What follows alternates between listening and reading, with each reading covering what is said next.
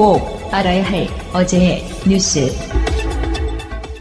국가정보원의 특수활동비 상납 사건을 수사 중인 검찰은 국정원으로부터 이른바 원외 반출 내역표를 확보했습니다. 예상 가운데 현금으로 외부에 빠져나간 돈을 말하는 겁니다. 이 내역표는 국정원이 남재준, 이병기, 이병호 등 박근혜 정부 3명의 원장 시절에 대해 자체 조사한 자료로 원외로 빠져나간 수상한 자금 액수는 총 70억 원으로 적혀 있습니다. 이 중 특활비 40억 원은 박 전 대통령에게 전달되고 사적으로 사용된 정황이 드러났습니다.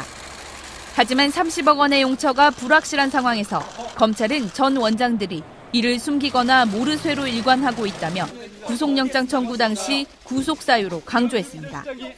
현재 검찰은 최경환 자유한국당 의원이 이병기 전 국정원장으로부터 1억 원을 받은 단서를 잡고 수사 중입니다. 또 이병기 전 원장이 퇴임하면서 받아 직원 경력금으로 사용했다는 의혹이 제기된 1억 원에 대해서도 명확한 경위와 용처를 조사하고 있습니다. 검찰은 국정원의 나머지 특활비가 친박 실세를 포함한 정치권 인사들에게 흘러들어갔을 가능성에 대해 수사를 확대하고 있습니다. 5.18 관련 검찰 수사가 진행 중이던 1995년 5월 11일 전날 내한한 미국인 피터슨 목사는 검찰에 출석해 80년 광주에서 헬기 사격을 목격했다고 증언하고 헬기 사진을 증거물로 제출했습니다. SBS가 입수한 기무사 비공개 문건을 보면 당시 수사 대상이었던 전두환 씨는 피터슨 목사 소식에 매우 진노해 대응책을 강구하라고 지시한 걸로 돼 있습니다. 지시를 받은 육군 항공감 출신 예비역 장성이 5.18 당시 헬기 조종사를 만났고 조종사들도 목사의 증언에 붕괴하자 전 씨 측이 고소를 추진한 걸로 기록돼 있습니다. 전 씨는 5월 13일엔 안현태 전 경호실장을 불러 대책회의를 열고 검찰 수사가 피터슨 목사의 증언을 인정하는 방향으로 흘러갈 땐 강력한 대응책을 강구해야 한다고 의견을 모았습니다. 헬기에서 비무장한 시민들을 향해서 총을 쐈다라고 하는 것은 자위권이라고 이야기할 수가 없잖아요. 신군부가 방어하려고 했던 자위권이라고 하는 것 자체가 무너져 버리죠. 피터슨 목사 증언 이후 헬기 사격은 없었다고 주장하는 헬기 조종사 등 관련자들에 대한 조사가 이어졌지만 진술의 진위를 검증할 현장 조사 한 차례 없이 검찰 수사는 마무리됐습니다. 액상화는 지진 발생 순간의 압력으로 지하에 있던 물이 집 표면으로 솟구치는 현상입니다. 물과 흙이 섞이면서 순간적으로 땅이 물렁물렁해지고 물이 빠진 만큼 집안이 가라앉습니다. 이번 포항 지진의 일부 건축물 피해를 액상화가 부추겼을 수 있습니다. 일단 강진이 물러가면 액상화가 발생한 지역도 안정화 단계로 접어듭니다. 지질학적인 측면에서 액상화가 계속적으로 되는 시간은 수십 초에 이제 되거든요. 한번 액상화가 일어나게 되면요, 그 층이 다시 액상화가 되기는 조금 힘들다. 문제는 포항과 주변 지역에 액상화가 쉽게 일어날 수 있는 연약 지반이 분포해 있다는 겁니다. 이들 지역엔 지하 안반 위에 연약한 퇴적물이 20에서 30m 정도씩 쌓여 있는 것으로 조사됐습니다. 하지만 이런 곳에 건물 자체를 지을 수 없는 건 아닙니다. 건물 지지대를 튼튼한 안반까지 깊숙이 박으면 됩니다. 이를 위해선 건축 전에 시추 지질 조사를 통해 튼튼한 안반의 깊이를 파악하는 작업이 반드시 필요합니다. 위기층에는 그 깊이가 달라질 수가 있단 말이에요. 안반까지 가능하면은 박는 게 중요해요. 그러면 액상화 걱정할 필요가 없으니까. 이런 조치 없이 세워진 오래된 건물들은 점검이 반드시 필요합니다. 일부 해안가 퇴적층이나 강 하류를 빼면 우리나라 대부분 지역은 액상화가 일어나기 어려운 조건이라고 지질학자들은 밝혔습니다. 방송 중간에 좋아요를 눌러주시면 새날팀들에게 큰 힘이 됩니다. 미리 감사합니다. 트위터가 진짜 언론입니다. 이번 문재인 대통령의 아세안 순방에서 문재인과 시진핑, 한중 정상회담이 있었고 시진핑과 트럼프의 또 정상회담이 있었는데요. 이 핵심은 북한 문제를 중심으로 의견이 활발하게 진행이 되고 있는 가운데 시진핑 주석이 대북 특사로 송타오 공산당 대외연락부장을 파견한다고 밝혔습니다. 이 사람을 파견한 데에는요, 북한과 관계 복원을 위해서 본격적인 움직임이라고 보는 시각이 많습니다. 네, 명분상으로는 얼마 전에 공산당 당 대회를 했었잖아요. 전국대회? 예.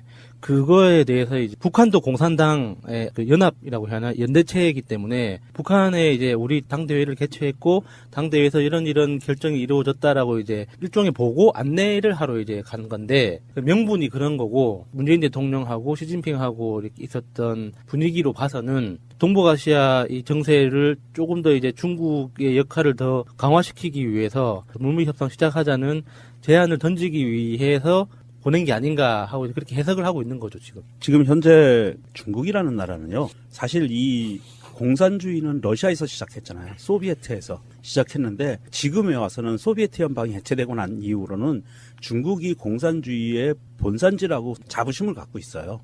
그래서 베트남도 사회주의 국가거든요. 베트남, 북한, 그다음에 쿠바, 기타 등등의 사회주의 국가들에 대해서 내가 제일 큰 형이야 라는 입장을 갖고 있기 때문에 중앙당대회, 전국 당대회가 끝나면 관례적으로 사회주의 국가들에게 이렇게 보내서 설명을 해요. 우리는 이렇게 갈 거야. 올해 이렇게 결정이 났고 내년엔 이렇게 갈 거야. 사업 방향이 이렇게 설명들을 해요. 그런데 사실은 우리가 언론에 살짝 나오다가 말았는데 어떤 일이 있었냐면 트럼프와 시진핑이 만나기 전에 아펙하고 아세안에 참석하기 직전에 중국에서는 북한에 특사 파견을 하려고 했어요. 준비하다가 트럼프와 정상회담이 잡힌 게 확정되는 순간 미뤘어요. 특사를. 그래서 이 특사를 미뤘다는 저는 그때 당시 그 뉴스 한 줄을 보고 뭘 느꼈냐면 트럼프와 시진핑 간에 뭔가가 합의가 됐다.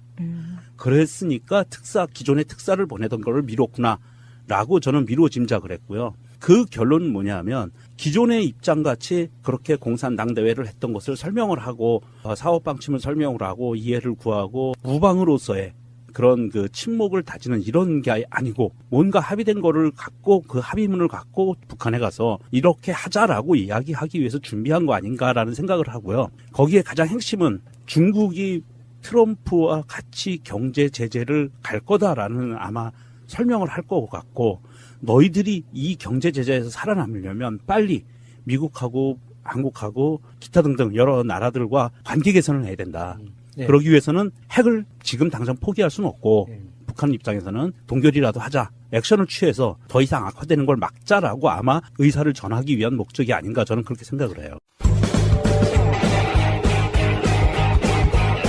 제도로서의 민주주의가 흔들리고 구타는 일은 이제 없습니다. 민주주의가 밥이고 밥이 민주주의가 되어야 합니다. 이번 트럼프하고 시진핑하고 정상회담에서 우리가 확인한 거는 딱 단순하게 표현하면 이거죠. 우리 이제 싸우지 않는다. 그렇죠. 우리 친하다.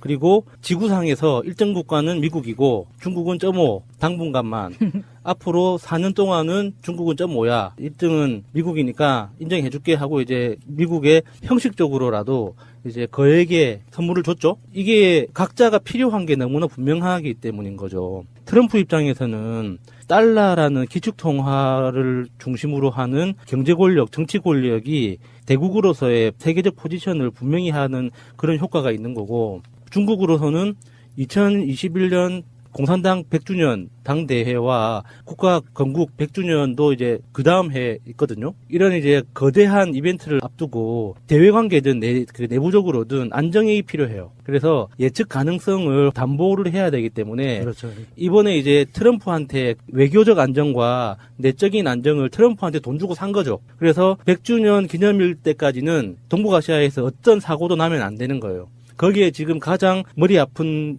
존재가 북한이기 때문에 북한을 달래기 위해서 이제 갔다고 보는데, 북한 입장에서는 그런 거죠. 북한은 말로는 미국이 뭐 나쁜 놈이라고 욕을 하지만 미국이 필요한 거예요. 미국하고 같은 테이블에 앉아서 미국 중심으로 구축돼 있는 이 주류 경제, 어떤 메인스트림 그 경제 체제에 북한이 시스템적으로 끼어들고 싶은데, 자기 포지션이, 그러니까 우리의 근현대사를 보면 처음에 미국하고 잘못된 약속의 연결고리가 맺어지면 두고두고 정말 힘들어지거든요. 경제 구조 자체가 굉장히 종속된단 말이죠. 그래서 그런 거를 방지하기 위해서 동등한 지위에서 미국과 어떤 협상 테이블에 앉고 싶은데, 미국 입장에서는 핵 문제만 아니면은 북한이 뭐 테이블에 오든 말든 뭐 경제 시스템에 끼어들든 말든 아무 상관이 없잖아요. 그러니까 미국의 약한 고리가 핵이라는 걸 북한이 알기 때문에 억지로 이제 그 핵무기를 만들어 놓기는 했지만 그게 이제 굉장히 소용이 없다는 거는 중국도 알고 북한 당사자도 알고 미국도 다 아는 거죠. 그래서 요번에 이제 시진핑하고 트럼프가 맺은 그 일종의 평화거래, 평화라는 포장지 아래 이루어졌던 그 거래를 통해서 중국이 해야 될 일이 이제 본격적으로 시작하는 거죠. 그렇죠. 북한을 이제 협상 테이블, 대화 테이블로 이제 끌어내기 위해서 역할을 하기 위해서. 사실 야수님 얘기한 것처럼 북한도 평화를 바라고요. 왜냐하면 자기들이 위협받지 않는, 침략받지 않는 상태를 원하거든요. 북한이 가장 무서워하기 때문에 미국을. 그래서 핵무기를 개발하고 미국도 가장 골치 아픈 존재가 북한이에요. 자기 말을 전혀 안 듣는 전 세계 유일한 나라.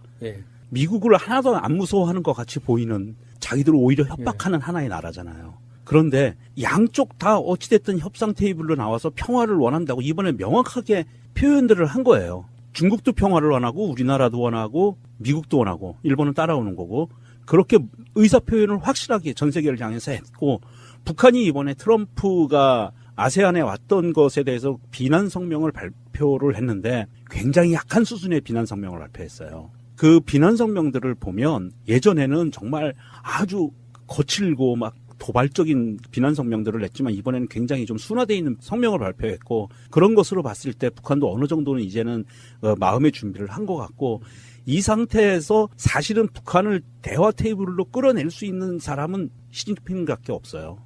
러시아도 그 역할을 못하고 미국은 적대국이니까 안 되고 남한은 괴뢰국이니까 안 돼요. 그러니까 지금 상황에서 트럼프가 이제 북한을 도발하는 그런 발언을 전혀 안 하잖아요. 그리고 지금 요 근래, 그러니까 우리나라를 방문한 이후에 트럼프를 보면 뭔가 정상인처럼 보이잖아요. 정상이고 굉장히 착한 사람처럼 보이잖아요. 그 이유가 더 이상 북한을 도발할 필요가 없어졌기 때문이라고 봐요. 맞아요. 지금은 중국이 그 맡은 역할을 끝낼 때까지 트럼프는 기다려주는 게 지금 자기 역할인 거죠. 지금 상황에서 북한이 핵무기를 계속 고집하면 자기가 스스로 힘들어진다는 걸 자기가 더 잘 알 거예요. 핵무기는 만들기도 어렵지만 관리하는 것도 어렵거든요. 만드는 비용만큼의 관리 비용이 들어가요. 그걸 언제까지 쥐고 있을 거예요, 그거를. 돈 잡아먹는 하마를.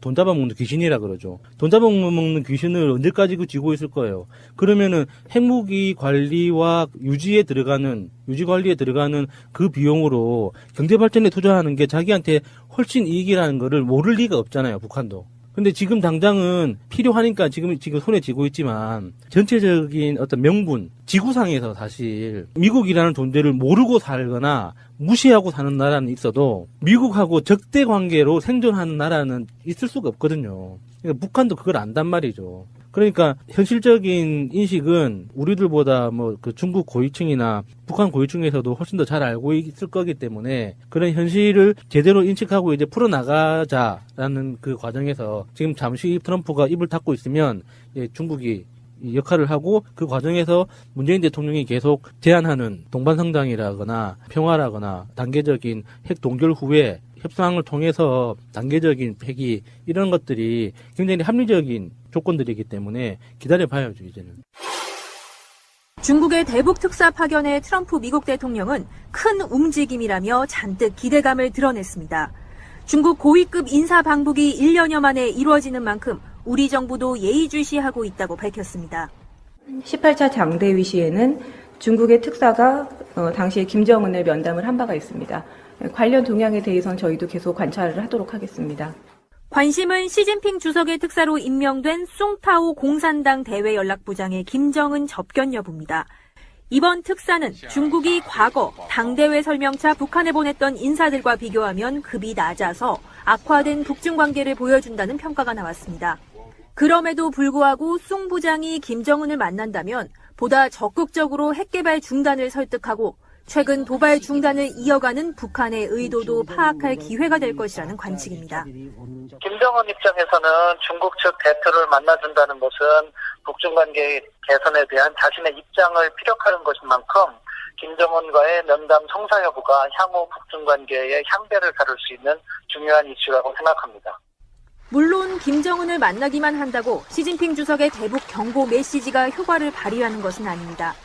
5년 전에도 리쟁궈 공산당 정치국 위원이 김정은을 직접 만나 시진핑 당시 당 총서기에 친서까지 전달했지만 북한은 그해 말 장거리 미사일을 발사했고 이듬해 2월엔 시진핑 주석 등극을 한 달 앞두고 3차 핵실험을 감행했습니다.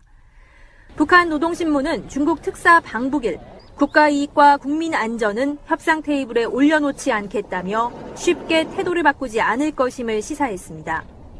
다만 북한 경제의 숨통을 중국이 쥐고 있는 만큼 압박 정도에 따라 도발 중단과 협상 복귀 등 북한의 전략적 판단에 영향을 미칠 수 있어 시진핑 특사의 방북 결과에 관심이 쏠리고 있습니다. 문 대통령이 동남아 순방 마지막 날에 필리핀에서 기자간담회 때 그런 말을 했죠. 북핵 문제에 대해서 일단 대화에 들어간다면 모든 방안을 열어놓고 협의할 수 있을 거다. 지금 단계에서는 북한을 제재하고 압박하는 강도를 높이는 데 집중을 해야 할 때다. 북핵 협상 과정에서 한미 군사 훈련을 중단할 수 있는 것이냐라는 질문에는 지금 구체적인 방안을 묻는 것은 우물가에서 숭늉을 찾는 격이다. 우선 대화의 끈이 조성돼야 대화 국면으로 넘어갈 수 있다. 라고 말을 했습니다. 그 부분이 굉장히 중요한 포인트가 되는데 중국이 사실 북한을 대화의 장으로 끌어낸다고 하면 한미 군사훈련도 조정할 수 있다라는 뉘앙스고요. 이건 뭐냐 하면 중국의 삼불원칙이에요. 그걸 이미 문재인 대통령도 어느 정도 시진핑과의 대화에서 어느 정도 확인한 사항이고 해서 중국의 삼불 정책을 존중을 해주면 굉장히 빨리 진전이 될 거예요, 협상에. 그리고 또 한 가지가 우리가 짚고 넘어가야 될 게 문재인 대통령이 당선되자마자 얘네가 미사일 쏘고 대륙간 탄도미사일 쏘고 핵실험하고 난리를 쳤잖아요. 그런데 지금 60일째 조용해요. 60일째 단 한 차례도 도발도 없었고요. 도발이라고 하긴 좀 뭐하다. 실험도 없었고 시험도 없었어요. 그런 것을 봤을 때 아마도 이 김정은과 북한 측에서도 지금 한반도를 중심으로 세계의 열강들이 EU까지 포함해서 러시아까지 세계 열강들이 전 세계 국가들이 어떤 목표를 갖고 어떻게 움직이고 있는지를 예의주시하면서 본인들도 어느 정도 아는 거예요. 그래서 이미 시험과 실험 단계는 이제 끝났다라고 판단을 하는 것 같고, 물론 예전에도 60일 넘게 중단했다가 다시 실험하고 그런 적은 있지만 굉장히 한반도를 중심으로 이렇게 치밀하게 움직이고 있는 현 상황에서 조용하다는 것은 북한에서도 어느 정도 준비를 해놓고 있다는 그런 그 신호로 저는 받아들이거든요.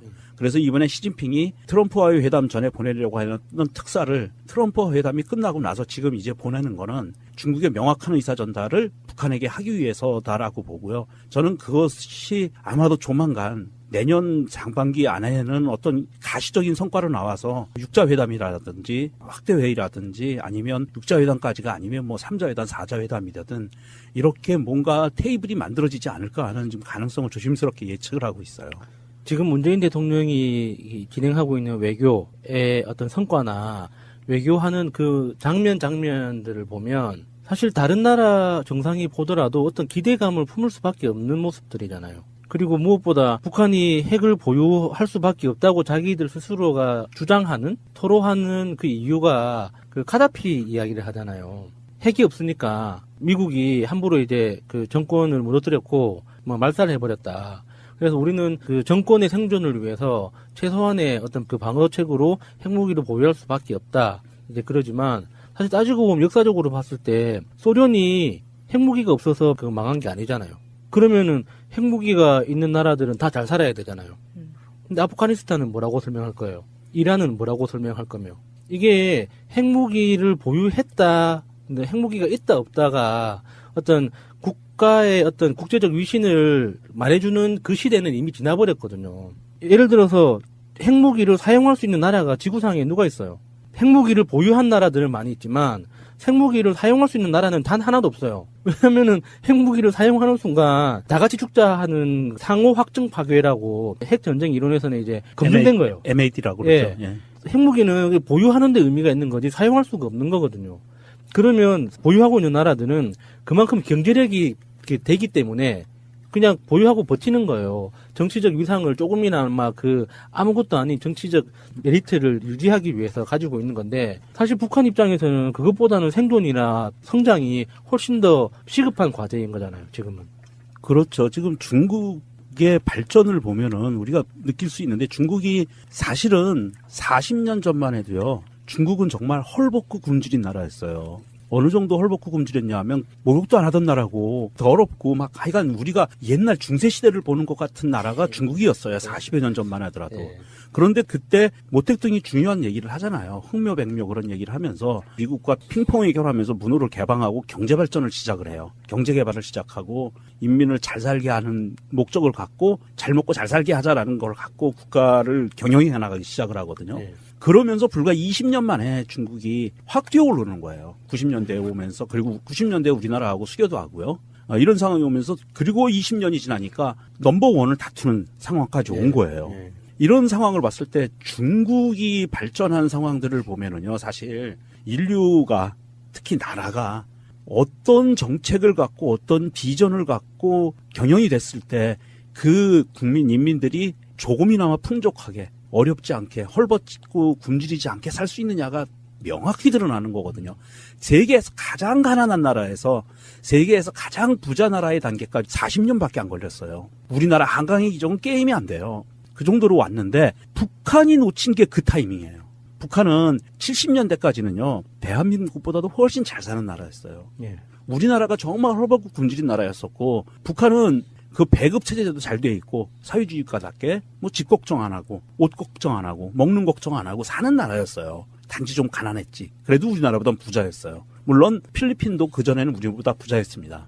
그런데 경제가 성장할 수 있는 그리고 이런 복지 시스템을 갖춰야 되는 이런 시스템을 갖춰야 되는 기간의 타이밍을 놓쳐버린 거예요, 북한이. 그러면서 대한민국은 70년대 후반 들어서부터 시작해서 80년대, 90년대를 거치면서 경제 성장을 엄청나게 해서 지금 사실 우리나라에서 물론 일부는 어렵게 살지만 예전처럼 초급 피하는 사람들 없잖아요. 고난에 행군하는 사람들 없거든요, 거의. 물론 지금 뭐 최저시급이 얼마냐 뭐 이런 거 갖고 지금 굉장히 뭐 복지 문제 갖고 지금 다툼이 있지만 그거는 발전적인 다툼이니까 논외로 치고 우리가 생존에 관련된 거가 어려울 만큼 전체적인 국민들이 고민하고 그런 나라 아니란 말입니다. 그런데 북한은 그 경제 성장할 타이밍을 놓치고 국력이 떨어지다 보니까 외국의 강한 힘에 맞춰서 무역과 생산과 경제 성장으로 맞짱을 뜰 수 없는 상황이 오니까 오로지 할 수 있는 건 핵무기밖에 없는 거예요. 지금 갖고 있어야 되는 게 수단이. 근데 사실 장기적으로 핵무기가 북한 체제를 지켜줄 수 있는 수단은 아니잖아요. 그렇죠. 지금 당장만 아쉬운 거지. 이게 만약에 육자회담이 다시 복원되고 평화무드 쪽으로 해서 회의 테이블로 나오게 되면 이거는 시간의 문제이지 폐기되는 수순으로 가는 게 맞거든요.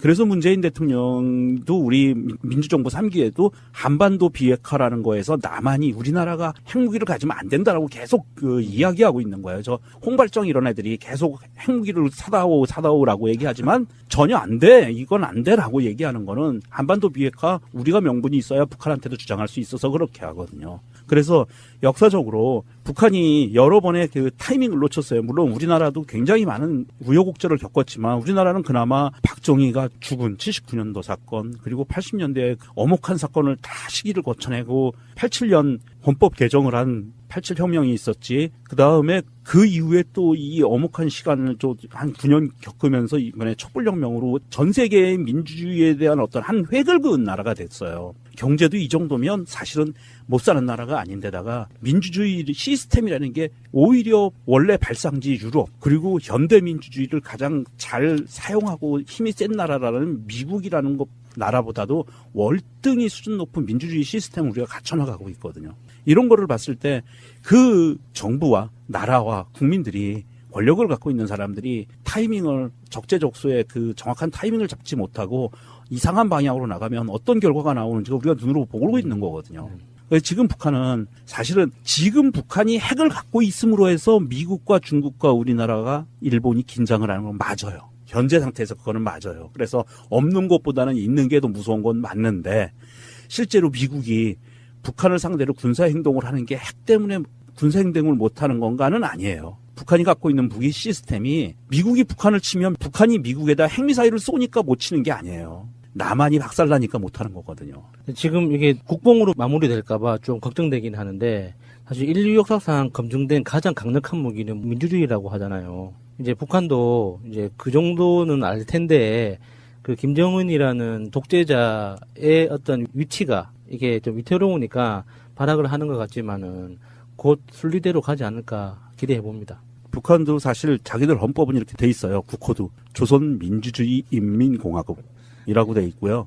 헌법에도 민주주의가 딱 박혀 있고 서로 생각하는 민주주의가 다른 거죠. 그러면서 북한은 사실은 이제 스탈린 체제가 러시아의 스탈린 체제가 무너지면서 소비에트에 그러면서 자기들 독자 생존 노선을 걷기 위해서 거의 천황과 맞먹는 황제와 맞먹는 김일성의 그 우상화 작업 그리고 독재 체제를 들여온 거고 뭐 우리나라도 비슷한 시기는 좀 있었지만 뭐 어쨌든 북한 입장에서는 버틸 때까지 버틴 거는 잘했어요. 여태까지 버틴 건 잘했는데 고생 많았는데 이제는 이제 생각을 좀 달리해야 된다. 김정은 젊은 사람이 집권을 하고 있으니까 생각의 방향도 좀 젊게 전환을 해서 협상 테이블로 나와서 평화를 이룩하는데 임하자는 게 좀 낫지 않겠나 싶습니다. 네, 김정은은 문재인 대통령이 하자는 대로만 따라오면 됩니다. 맞다.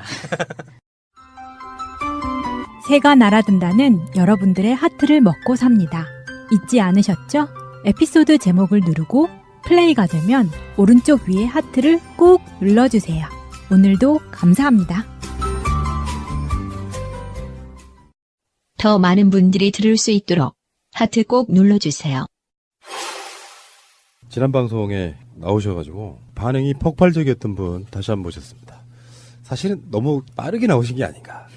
많은 분들이 저분 또 나왔으면 좋겠다 했는데 너무 빨리 나오면은 가치가 떨어지는 측면이 있어요. 댓글에 한 번쯤 이분 모셔주세요. 현기증 나요. 이 소리가 들렸어야 되는데. 근데 문제는 이제 이분이 지방에서 올라오시기 때문에 늘 우리 곁에 있을 수 있는 분은 아니라서 올라오신 김에 한 번 더 모셨습니다. 340km를 달려와야. 물론 우리 방송에 출연하시려고만 올라오시는 건 아니에요. 자, 광주에서 오신 이춘문 광주포럼 공동대표님 어서 오십시오. 네, 반갑습니다. 예, 어서 오십시오. 목소리가 그 목소리의 지문이랄까요? 이런 게 굉장히 특이하셔가지고 한 번 듣는 사람은 절대 잊어버릴 수 없는 목소리. 그렇죠. 아유. 더 잘생기셨죠? 그렇잖아도 그 이야기 해가지고 우리 동생이 어떻게 하고 왔길래 오빠한테 잘생겼다는데요. 어떠셨어요? 지난 방송 나오시고 나서. 뭐 상당히 많은 사람들이 좀 전화도 주시고 뭐 그 길로 나가라 뭐 이런 사람도 있었다만 뭐 방송해라. 방송해라.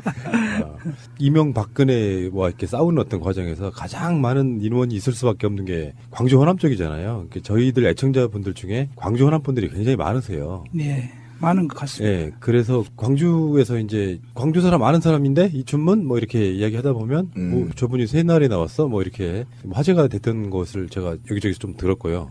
제가 아시는 분도 전화가 왔어요. 광주에 계시는 분인데 또 이춘문 씨가 나와버렸어요. 아이. 광주에서 굉장히 유명하시대요. 아이고 뭐 그래도 한 30년 살았으니까 뭐 알 사람들은 좀 알겠죠. 그 전에 어디 살으셨는데요? 원래 고향이 진도입니다. 중학교 졸업하고. 진도. 네, 쭉 광주에 살았어요. 그때는 처음에 아셨을 때는 진도 대기 없었죠? 그렇죠. 뭐 그때 나올 때 배 타고 나오는 거였어요? 고속버스를 배에다 싣고 집에 가려면 한 5시간 반, 6시간. 고생 많이 했습니다. 진도대기가 몇 미터쯤 돼요? 진도대기 한 500m 정도 되죠. 그렇구나. 짧구나. 예. 그 짧은 데를 건너오기 위해서. 예. 그 마포대교가 한 1km쯤 되니까 그 반 정도 생각하시면 되겠군요. 그럼 진도가 바로 코앞에 있는 섬이었군요. 예. 그렇구나. 근데 그 다리 하나 놓는 게 그렇게 오래 걸렸구나. 물살이 엄청 세서. 진도대교. 그 울돌목. 울돌목. 도시에서도요, 큰 빌딩 사이로 걸어가면 바람이 세잖아요. 바람길을 막고 있어가지고 그 길이 훨씬 더 세져 버리는 거예요. 자, 어쨌건 지난 방송에서는 이제 대표님께서 지방선거 관련해서 지역 민심 전해주셨는데요. 그 방송 나가고 뭐 항의 받으시거나 그런 건 없었어요? 뭐 좀 서운하다 이러신 분이 있었는데. 뭐. 그래요? 누구예요? 이니셜로? 아이고, 그냥 넘어가죠. 뭐 다음에 잘해줄란다 나 그랬어. 누군지 알 것 같아. 그분 광주시장 도전자죠. 그것만 알려주세요. 그러시겠죠, 뭐. 그러셨구나. 자, 어쨌건 뭐 우리는 뭐 정치적으로 뭐 거기에 어떤 영향을 끼칠 의도 같은 건 없어요. 그냥 그럼요. 실제로 우리는 뭐 이제 광주 사람들이라고 해도 광주 민심을 우리가 알 턱이 없잖아요. 그냥 내 정서로 생각하는 거지. 서울에 살아도 광주 사람들의 정서는 좀 안다. 가족들이나 친구들이랑 소통을 하니까 느낌적으로 알지만 현재 정치에 그 밀접하게 지켜보시는 입장에서는 그런 민심이 있었구나라고. 그래서 우리도 이제 광주나 뭐 전남 쪽은 특히 어떤 분위기인지를 알게 되는 정말 좋은 시간이었고요. 재밌더라고요. 고맙습니다. 녹음할 때는 좀 정신이 없어서 이렇게 다 내용이 안 들어와요. 근데 편집하면서 들어보니까 이거 되게 재밌다 이거 속으로. 여유 만만하신 표정 좋으십니다. 자, 알겠고요. 이춘문 대표님과의 재회 잠시 후에 계속하겠습니다. 자, 오늘 나오신 이유는요. 저번에 서울 올라오셨던 목적과 같은 이야기입니다. 5.18 진상조사에 관련된 부분이 그 문재인 대통령이 후보 시절에 그때 그 전일빌딩의 기총수사 흔적 보러 오신 적 있죠? 예, 그렇습니다. 그때 이후에 이제 5.18 진상규명에 대한 의지를 피력하셨던 부분이고, 그리고 문재인 대통령 자체가 그런 마음을 갖고 계신 분이라고 해요. 예. 광주에 대한 미안함 같은 게 굉장히 넘쳤고, 광주가 아닌 다른 지역에서 진상규명을 위해서 같이 싸우신 분이기도 하시고요. 예, 그렇습니다. 그래서 대통령의 이제 사실상의 어떤 관심사항이다 보니까 만들어진 게 5.18 특조위 이런 게 만들어졌죠. 네, 국방부. 네. 그래서 간혹 거기에 이제 발굴되는 어떤 자료들에 대한 그 것들이 나왔는데 사실상 현재까지 뭐 드러난 게 뭐가 있을까요? 최근 국가수에서 그 전일빌딩 10층에 있었던 그 한 180여 개 타는 자국이 헬기 기총소사 자국일 가능성이 많다라는 그런 분석 결과를 내놓은 거 있었고요. 그다음에 이제 지금 실제로 이제 국방부 조사특위에서는 제일 그 초점을 맞추고 있는 게 이제 헬기 기총소사 사격 부분하고 그다음에 전투비행기 출격 대기 이 두 가지 문제를 좀 집중해서 보고 있는 거 아니겠습니까? 근데 이제 그동안에는 사실상 이제 그 자기 자신이 경험했던 이런 내용에 대해서 진술하거나 이렇게 양심선을 하는 이런 사람들이 꽤 적었었는데 이번에 뭐 한 두 분 정도 뭐 안매장 문제라지 이런 문제에 대해서 선언을 좀 하신 것 같더라고요. 그래서 그런 부분들에 대해서 이제 좀 더 심도 있는 조사가 진행되지 않을까 하는 그런 생각. 강조영무소 경계탑 네. 밑에 지금 묻혀 있다는 거죠. 3명을 묻었다는 그분 말씀이 나온 그러신 거죠. 거죠. 예. 그 다음에 이제 지금 이제 보면 이제 아까 말씀드렸듯이 이제 전투기 출격 문제하고 헬기 사격 문제는 이 특조위에서 조사를 하고 있는데 사실은 그 안매장하는 이 부분 발굴 문제는 5.18 기념재단에서 그 문화재를 발굴하는 팀들과 연결해 가지고 이제 그렇게 좀 조사를 하고 있습니다. 그래서 아주 체계적인 조사는 아직 안 되고 있는 것 같아요. 그래서 그런 부분들도 향후에는 국가가 좀 책임지고 하는 게 맞지 않겠는가 하는 그런 생각을 좀 하고 있습니다. 그래서 워낙 시간이 이제 오래 됐다 보니까 이 사람들은 증언만 가지고 이게 실제로 발견되는 과정까지 갈지 어쩔지는 이제 저도 잘 모르겠어요. 근데 여기서 이제 먼저 말씀을 하나 드려놓고 가야 될 사실이 뭐냐면 실제적으로 지금까지 밝혀진 것 이상 그 조사를 통해서 더 드러나지 않을 수도 있습니다, 사실은. 예. 그런다 그래서 뭐 더 나온 거 없지 않냐 이렇게 좀 비아냥거려서는 도저히 안 될 것 같다는 그런 느낌을 좀 갖고 있어요. 조선일보의 스탠스가 그런 거예요. 비아냥거리는 거예요. 조사했는데 뭐 나온 것도 없고 정황만 있고 뭐 이런 식으로 이렇게 비아냥거리고 있더라고요. 난 도대체 이해를 할 수가 없는 게 사실 이제 우리 어렸을 때로 한번 돌아가 볼까요, 신빈이? 대표님하고 같이 세 사람은 최소한 그런 공감력을 있는데 저 굉장히 어렸을 때 일어난 게 5.18인데 광주에 살면서 그런 얘기 정말 많이 들었어요. 그러니까 일단 행불자가 너무 많았잖아요. 그렇죠. 그게 이제 5.18 때 뭐 변을 당하신 분들인지 아니면 그냥 자발적으로 어디 뭐 다른 사건에 의해서 행불이 됐는지 모르지만 실제로 지금 사망자로 밝혀진 게 몇 명인가요? 5.18 관련해서는? 지금 한 200여 명 네. 공식 발표는 그렇죠. 부상자는 훨씬 많으시고요. 그렇죠, 많죠. 근데 우리 어렸을 때는 어떤 얘기였냐면 거의 한 3,4천 명 정도가 죽었을 것이다라고 예측했던 측면이 있었거든요. 그렇죠. 약간 뻥튀겨진 측면이 있었겠죠. 근데 지금 이거 행불자 이 부분 당시 계엄군에 있던 지휘관 중에 한 사람이 증언한 거예요. 그렇게 묻어서 지금은 자리를 옮겼을 것이다 이렇게 그렇게 나와야 되는 부분이 왜 가족이 있는 사람들 그런 사람들이 뭐 행방불명되거나 그러면 이게 어느 정도 이렇게 숫자로 이렇게 되는데 그렇지 않은 사람들 같은 경우에 아니면 노숙자 같은 분들은 그때 돌아가셨어도 누군가가 그 사람을 찾지 않는 이상 그 사람의 존재는 사라지는 거거든요.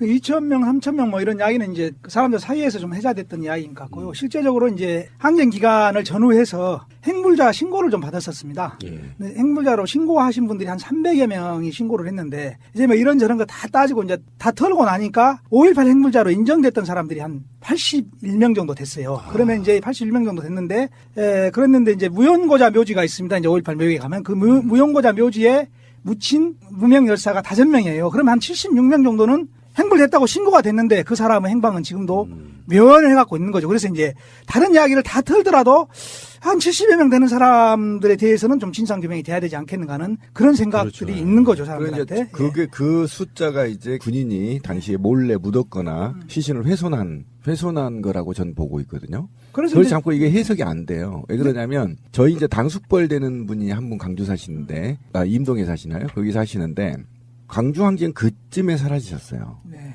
근데 그분이 남도의 그 자기 기술자였거든요.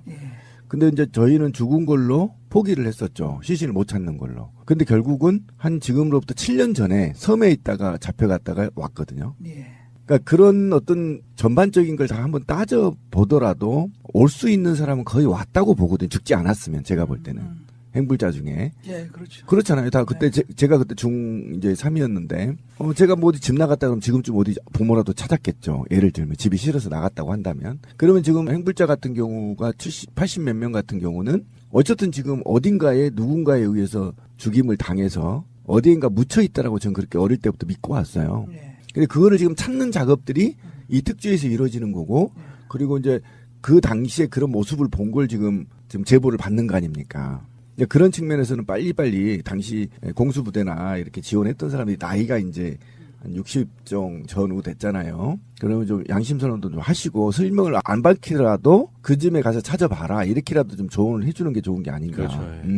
시간이 더 지나면 더 어려워질 거예요. 그렇죠. 그래서 이제 그 시민들 사이에서 해가 됐던 노래가 있지 않습니까? 그러니까 왜 찔렀지? 왜 쏘았지? 트럭에 싣고 어디를 갔지? 그거 아니면 이렇게 죽은 사람은 있고 총을 맞은 사람은 있는데 발포 명령자는 없는 거고 트럭에 싣고 분명히 간 것 같은데 어디로 간지 이런 것을 좀 몰랐던 이런 것들이 그렇죠. 서로 간에 그 현장에서 불렀던 노래들 뭐 이런 것들이 나중에 불렸던 거 아니겠습니까? 저는 조선대학교 앞에 있는 초등학교를 다녔었기 때문에 그 5.18 관련한 데모, 노래 이런 것들이 너무 익숙해요. 그냥 어렸을 때부터 쭉 들으면서 학교를 다녔기 때문에 그 5월의 노래도 들으면 알 것 같아요. 그러니까 이제 대표적인 노래는 이물련의 행진곡인데 5월의 노래는 광주 사람들이면 다 알아요. 가사가 좀 무시무시합니다. 칼로 찌르고 뭐 이런 거라서.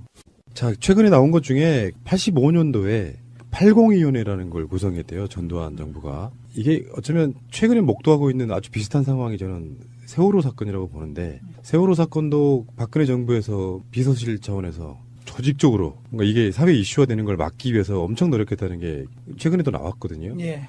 80위원회 이야기는 들어보셨나요? 그렇습니다. 88년도에 5.1 조사반 뭐 이런 이야기가 있다가 그 전에 사실은 85년도에 지금 80위원회라고 하는 게 있었다는 것이 지금 밝혀진 거 아니겠습니까? 근데 이제 보면은 이제 그런 사람들이 이제 증언록을 받아가지고 자기들한테 유리한 것만 수록하게 하고 불리한 것은 뭐 삭제한다 할지, 그다음에 뭐 특히 뭐 기무사나 이런 데서는 사실을 좀 날조한 문서를 뭐 만든다 할지, 아니면 뭐 불리한 문서는 좀 폐기한다 할지 뭐 이런 일들이 꽤 많았던 거 아니겠습니까? 그래서 뭐 그런 데서 했던 일들이 이제 뭐 거기하고 직접 연관이 있는지는 모르겠습니다만은 쭉 우리가 지켜보면 5.18 유족이랄지 5.18 부상자랄지 이런 단체들을 좀 이간질시키는 이런 작업이랄지, 아니면 뭐 행사 같은 기간에는 5.18 관련자들을 그 닭장차에다 실어서 새벽에 실어가지고 저 멀리 한 5시간, 6시간 이렇게 차로 싣고 가서 그냥 멀리 놔두고 오는 거 아닙니까? 그러면 그렇죠. 이제 그 행사장에 참석 못하고 그 사람들 걸어서 오거나 다시 연락해가지고 택시 타고 오고 이런 사례들은 상당히 좀 비일비재했다고 봐야 맞을 겁니다. 몇 주 전에 했던 이야기도 그런 거 있었죠. 그 5.18 유족들을 서로 갈라치기 해가지고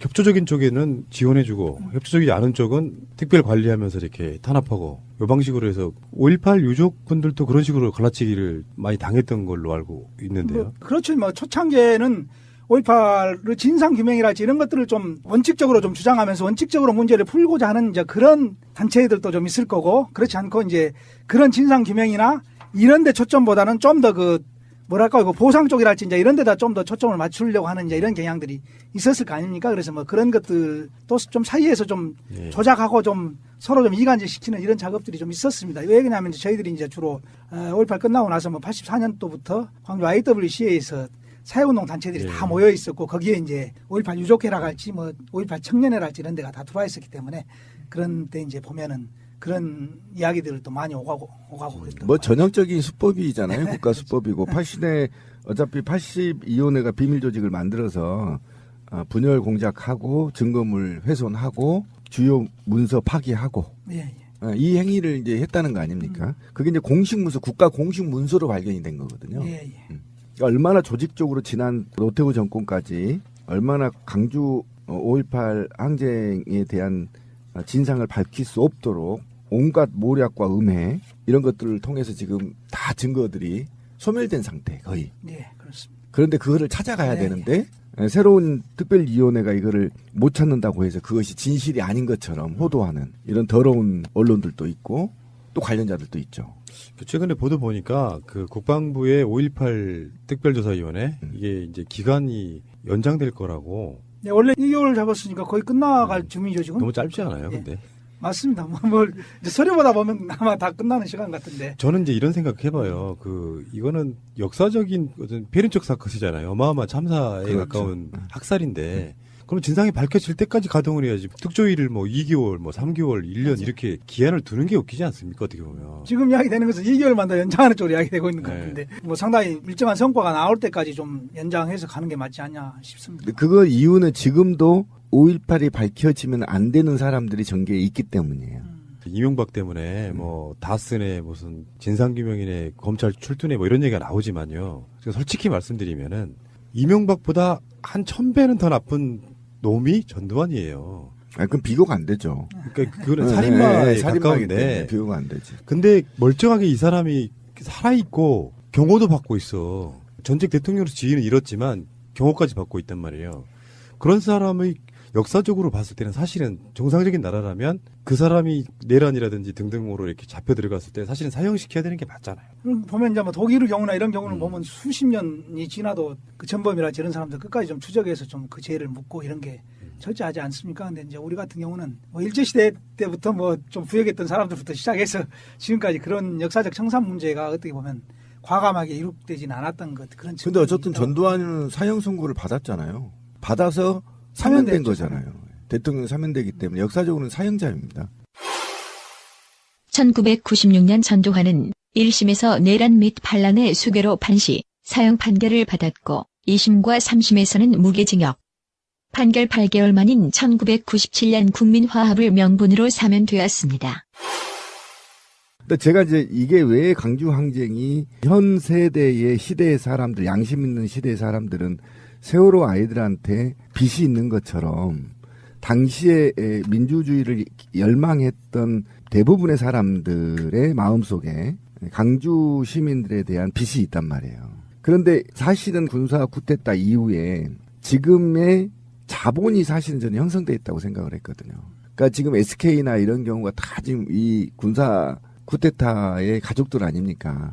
그래서 신자본들이 형성이 되어 있고 또 더 나아가 정계에 이 쿠데타를 통해서 정계에 입문했거나 직간접적으로 이득을 본 사람들이 대다수가 지금 존재하기 때문에 강주 항쟁의 진실이 밝혀지지 않고 있다라는 거죠. 그래서 이걸 봤을 때 저도 세월호 같은 게 왜 빨리 진상규명이 밝혀져야 하는 게 바로 강주 항쟁을 거울 삼아 볼 수 있다는 맞습니다. 거예요. 예. 그래서 강주 항쟁이 사실은 모범적으로 진상을 밝혀줘야 되는데 이것이 아직도 지역적인 문제로 지역 갈등의 문제로 누군가가 지속적으로 지만원이 같은 아이들이 지속적으로 분열을 시키고 공작시켜서 지역적인 문제로 끌고 가버림으로 인해서 이거를 지금 굉장히 강주 항쟁의 진실을 밝히는데 저해한 요인이 되는 거잖아요. 그러니까 이런 것들이 사실은 실제 아직도 저항 세력이 있기 때문에 2개월이라는 맞습니다. 그 짧은 기간에 어떻게 합니까? 아까 말씀드렸죠. 지난 30일 서류 떠들어보기만 해도 이게 끝나는 시간이 안 되거든요. 서류 검토 시간도 안 되는데 2개월 준단 말이죠. 그리고 나서 이제 누군가에게는 더 선심을 주는 것처럼 2개월 더 줄게. 이렇게 돼버리는 거여서 좀 불쾌합니다. 구체적으로 아까 그러면 그 증언이 나온 교도소 밑에 콘크리트로 묻어버렸다는 거 지금 발굴이 시작됐나요? 아니죠, 아직. 벌써 그렇게 안 된다는 거. 왜 안 되는지 저는 이해를 못하겠다는 교도소 근처는 겁니다. 근데 이제 여러 번 좀 아까 이야기했다시피 5.18 기념재단 쪽에서 좀 조사도 좀 하고 그랬습니다. 근데 이제 그건 지금 명확하게 좀 밝혀지지 않은 부분이 있기 때문에 시간이 좀 더 많이 필요할 것 같아요. 그래서 우선은 제가 아까도 말씀드렸지만 이걸 기념재단 차원에서 갈 문제가 아니고 그렇죠. 조사위원회 차원에서 좀 상당한 많은 인력도 동원하고 시간을 좀 갖고 철저하게 좀 해야 발굴할 수 있는 그런 문제가 좀 있다라고 생각을 합니다. 5.18이라고 하는 건요, 우리나라 역사에 있어서 민주주의의 가장 중요한 변곡점이기도 하거든요. 5월 항쟁은 결과적으로 전두환 체제를 끌어내리는 정치적인 원동력이었잖아요. 광주 분들뿐만 아니라 민주주의 갈망했던 수많은 사람들이 진상규명 요구하면서 결국엔 전두환 체제가 무너졌고 그러면서 그게 6월 항쟁으로 갔고 요런 거였단 말이죠. 맞습니다. 전두환이라고 하는 사람이 5.18에게 갖는 의미는 뭐냐면 존재감 없던 어떤 육군 소장 출신의 사람이 북한에 의한 폭동을 진압함으로써 공을 세워서 대통령이 올라가는 그런 식의 의도적으로 일으킨 거라고 보는 게 맞겠죠.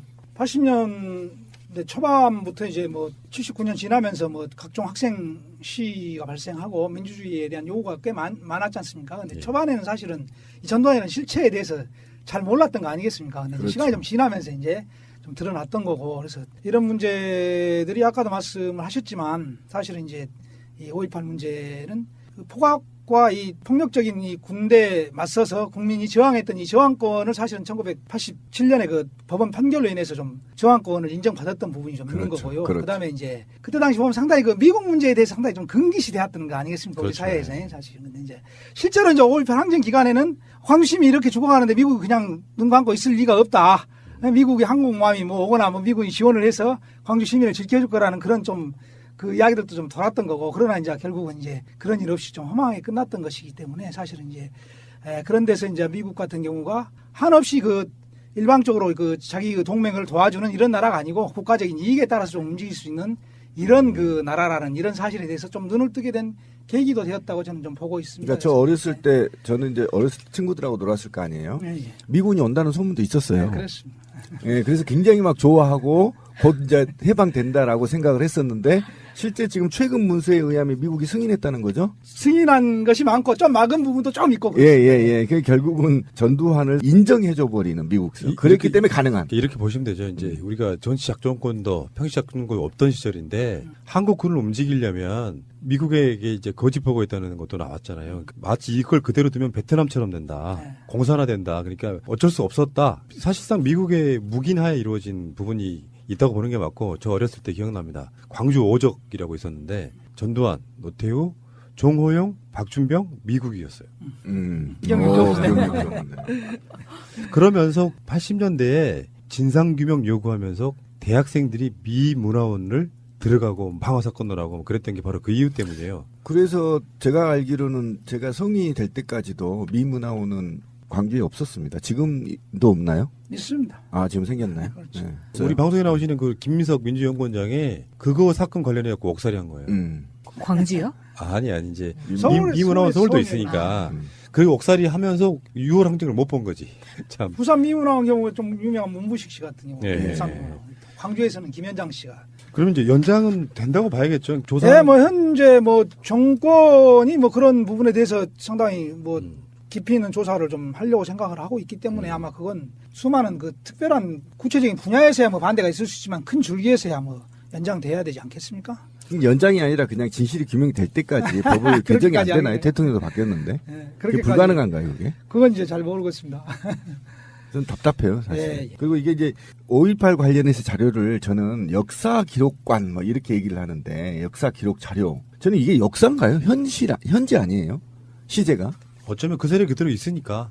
저는 시제가 현재라고 생각하고 있어서 이것도 굉장히 불쾌한 건데. 근데 또 일제시대도 겁나 멀어 보이지만 아주 먼 건 아닙니다. 그러니까. 5.18도 37년이 지났으니까 상당한 기간이 지나기는 지난 엄청나게 지난 거예요. 네. 계산 한번 해보실까요? 하지 맙시다. 비참하니까. 80년 하면 저는 그래도 기억이 남아있는 정도잖아요. 그리고 37년 지났잖아요. 그럼 80년을 기준으로 30년만 앞으로 가봐요. 그러면 50년 6.25예요. 그보다 더 앞으로 7년을 더 가면 광복도 되기 전입니다. 그렇죠. 그만큼 긴 시간이 지났는데 우리는 현재 살아있는 거고 이번에 그 5.18 특조위에서 이 30년 넘게 지나갖고 이제 일반 문서로 분류되는 그런 것들이 있거든요. 그렇죠. 이제 공개할 수 있는 거. 그 문서들을 지금 검토하고 있는 상태인데 어떤 문서들인지 좀 알려주십시오. 네. 이번에 비밀 해제된 문건은 육군본부 상황일지, 전교사 작전 상황일지, 특전사 전투 상복, 특전사 광주지역 소요사태 진압작전, 공군사 7집으로 1978년부터 1982년까지 기록된 것, 그리고 광주사태 자료정리 보고, 계엄사 광주 삼척 역사 자료, 이렇게 등등 16건입니다. 이렇다 하더라도 아까 80인 비밀위원회가 다 증거 인멸을 하고 남은 자료예요. 그렇겠죠. 예. 그대로 상황 보고 하는 걸 공개한 게 아니고요. 그렇기 때문에 이거 자체도 사실과 다른 보고였을 가능성도 있어요. 민주주의가 그래서 어려워요. 우리는 당장 이명박 잡아다 넣고 싶잖아요. 그렇죠. 근데 절차와 과정이 있어요. 이법성이 제대로 증거가 나와야 돼. 누가 봐도 이 사람은 도둑놈이고 사기꾼인데 못 집어넣잖아요. 진상규명 하는데도 이렇게 어렵고 시간도 많이 걸리고 우리 신비님 같은 성격 급한 분들은 그냥 짱돌로 이렇게 저 사버리고 싶다. 그걸로 끝인데 그렇게 하면 결국에는 죄 없는 사람 죽인 것밖에 안 되거든. 그러니까 그 증거와 법에 의해서 한다는 게 그렇게 힘든 거예요. 그래서. 그래도 절차와 과정이 상당히 중요합니다. 네. 이게 뭐 상황이 어떻게 변할지도 모르고 그런 근데 상황. 어쨌든 전두환 노태우만큼 공개 처형을 저는 했어야 된다. 아니, 저 웃을 일이 아닙니다. 이거 진심으로 한 거고요. 왜 그러냐면 군인이 나라를 지키라고 보냈더니 총을 다시 자기 주인한테 쏴버린 거잖아요. 그리고 그거를 청산하지 못하면 후배들이 그걸 배우고 다시 쿠데타를 모의할 수 있거든요. 예를 들면 한번 봅시다. 이승만 때 당시 해방 이후에 노동조합이 일제시대 때 있었잖아요. 그거를 빨갱이로 몰아서 결국은 빨치산을 만들어내고 했잖아요. 화순 같은 데 보더라도 그거 어떻게 빨갱이였습니까? 당시 노동자였을 뿐이죠. 근데 빨갱이로 몰아서 양민을 다 학살했죠. 미국과 손잡고. 근데 그 방식 그대로 전두환이 또 한 거잖아요. 미국 가서 쟤네도 그만두면 조카통일 된다 지금. 그리고 거기에 미국이 몰라서 속았겠어요? 아, 이놈을 길을 잘 들여서 내가 통치해야 되겠다. 이거 아닙니까? 결국은 다 아는 수작인데. 그렇게 하면 그 다음에 또 누군가는 모토가 되는 거예요. 아, 나도 군에서 장교들 잘 해 만들어서 한번 뒤집어 엎자. 이렇게 생각 안 할 것 같아요. 사회가 혼란스러우면 엎어요, 애들이. 그러니까 그런 기회를 주지 않기 위해서 반드시 역사를 단절해야 되는데 그것이 수괴에 대한 처벌이다. 즉시 처벌을 하지 않으면 다시 또 재발된다. 저는 그렇게 봅니다. 자, 신비님. 네. 연희동으로 가십시오. 정의봉. 그러게. 정의봉이라도 좀 있으면. 이사원과 좀 하려다가. 그죠? 이 진상규명에 있어서 아까 신비님 말씀하신 게 사실은 정답인데 정권이 권력이 지역적으로 쫙 갈라놓으니까 아직도 북한군이 내려와서 폭동을 일으켰다 이렇게 생각하시는 분들이 있잖아요. 네. 근데 빨갱이들이 집권하니까 그게 민주화운동처럼 변질됐다 이렇게 말하는 거예요. 저 사람들 이야기가. 지금 어떤지 모르겠는데 국회 그 앞에 국회 의사당역 3번 출구에 보면은 5.18 가족들 폄하하는 프랑카드 걸어놓고 노숙 농성하는 사람도 있었어요. 네.